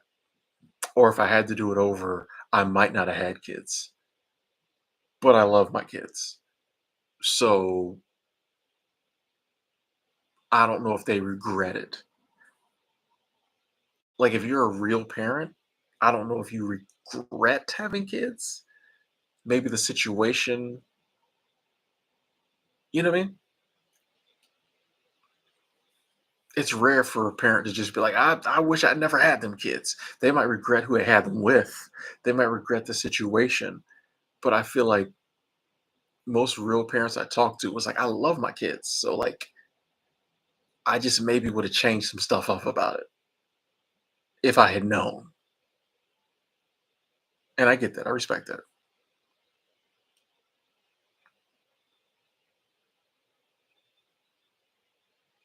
Sasaki, just quit your job. Okay, okay, okay. Respect, respect. Ooh, pretty lady. Started applying to become a flight attendant. Nice, nice. Good luck. Good luck. And you know what I mean? That scared but excited. I think that's when you know you're alive. And we shy away from that feeling a lot, but I think that is life. Now, you may not want to have that feeling 24/7, but I think pretty regularly there should be something we're doing that scares us, but we're excited about it. Because when you get that first flight attendant job, it's worth all the little fear you had to go through. It's like, man, I said I was going to leave the cubicle life. I decided I wanted to be a flight attendant. It took me whatever amount of time. Now I'm a flight attendant. That's life. That's living. You know what I mean? That's I made a decision and I did it with God's help, all that, friends help, whatever, little help from my friends, whatever. But like I said I was going to do it. I was scared and I did it and I love it. I think we need to have that at least once every 3, 4 years, once a year. We need to have that. Vigorous Steve, how you doing? This idea of like we need to get to a place in life, get to a comfort zone, and never leave it and never be scared. I don't think that's the good life. Fairway, good to see you. Yeah, I've been. How long has it been since I did a live stream? Might have been about. I don't know. Has it been a week? How long was it since I did a live stream? Hold on. See what we got going on here. Live. About 4 days ago. Okay. Probably 5 days now. 6 days. Oh, 6 days ago. Oh, it's been about a week. Damn, sorry.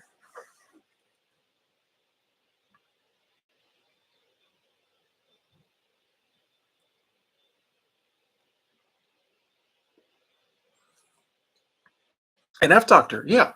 Sometimes a stable job and benefits might be what's best for you. You know what I mean? Like it's a lot of this can be fluid too. You know, um, your road less traveled might involve something other than work. You know what I mean? Like you might work a steady job, benefits, steady income, but in your free time, you do cosplay. You know what I mean? You know what I mean? Like your road less traveled doesn't have to be travel. It doesn't have to be, work. It could be something different. Your road less traveled is just living a life that's unique to you. Because if it's unique to you, obviously there's going to be less people on it because it's you. So your road less traveled doesn't have to involve quitting your job and doing something. You could keep the same job for 60 years, but be on your road less traveled because when you're not working, you're doing stuff that like you want to do, living the life you want to live, and people may not get it, but it's you. Hey Stephanie, how you doing? How you doing?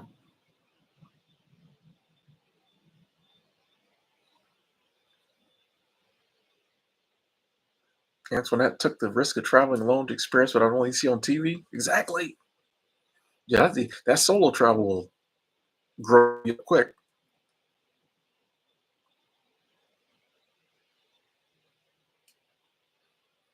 I agree, Rose. Women do get peer pressured by society to have kids more, and then they end up, having to deal with the kids more a lot of times.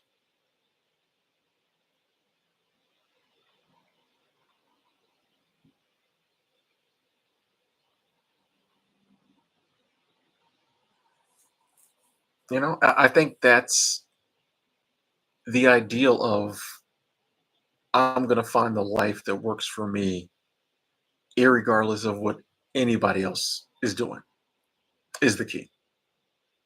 You know, I may live life a certain way, someone else may live. I'm gonna do what works for me, regardless of what anybody else is doing. I might take advice for some people, from people, whatever, but like I'm going to figure out for me what works for me when it comes to work, when it comes to relationships, when it comes to where I live, when it comes to what I eat, when it comes, I'm going to figure out for me.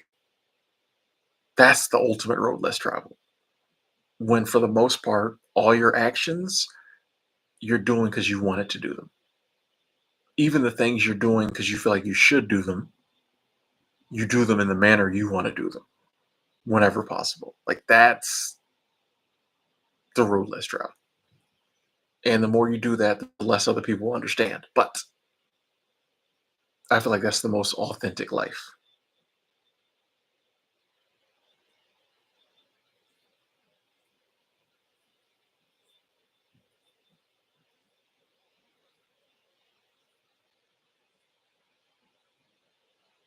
Yeah, that is true, Ricky. Yeah, when, a lot of stuff I tell I don't, like I'll tell like close friends moves I'm gonna make. But yeah, in general, I just do it. That way there's no discussion if I don't do it. Because didn't nobody know I was trying to do it. Mm,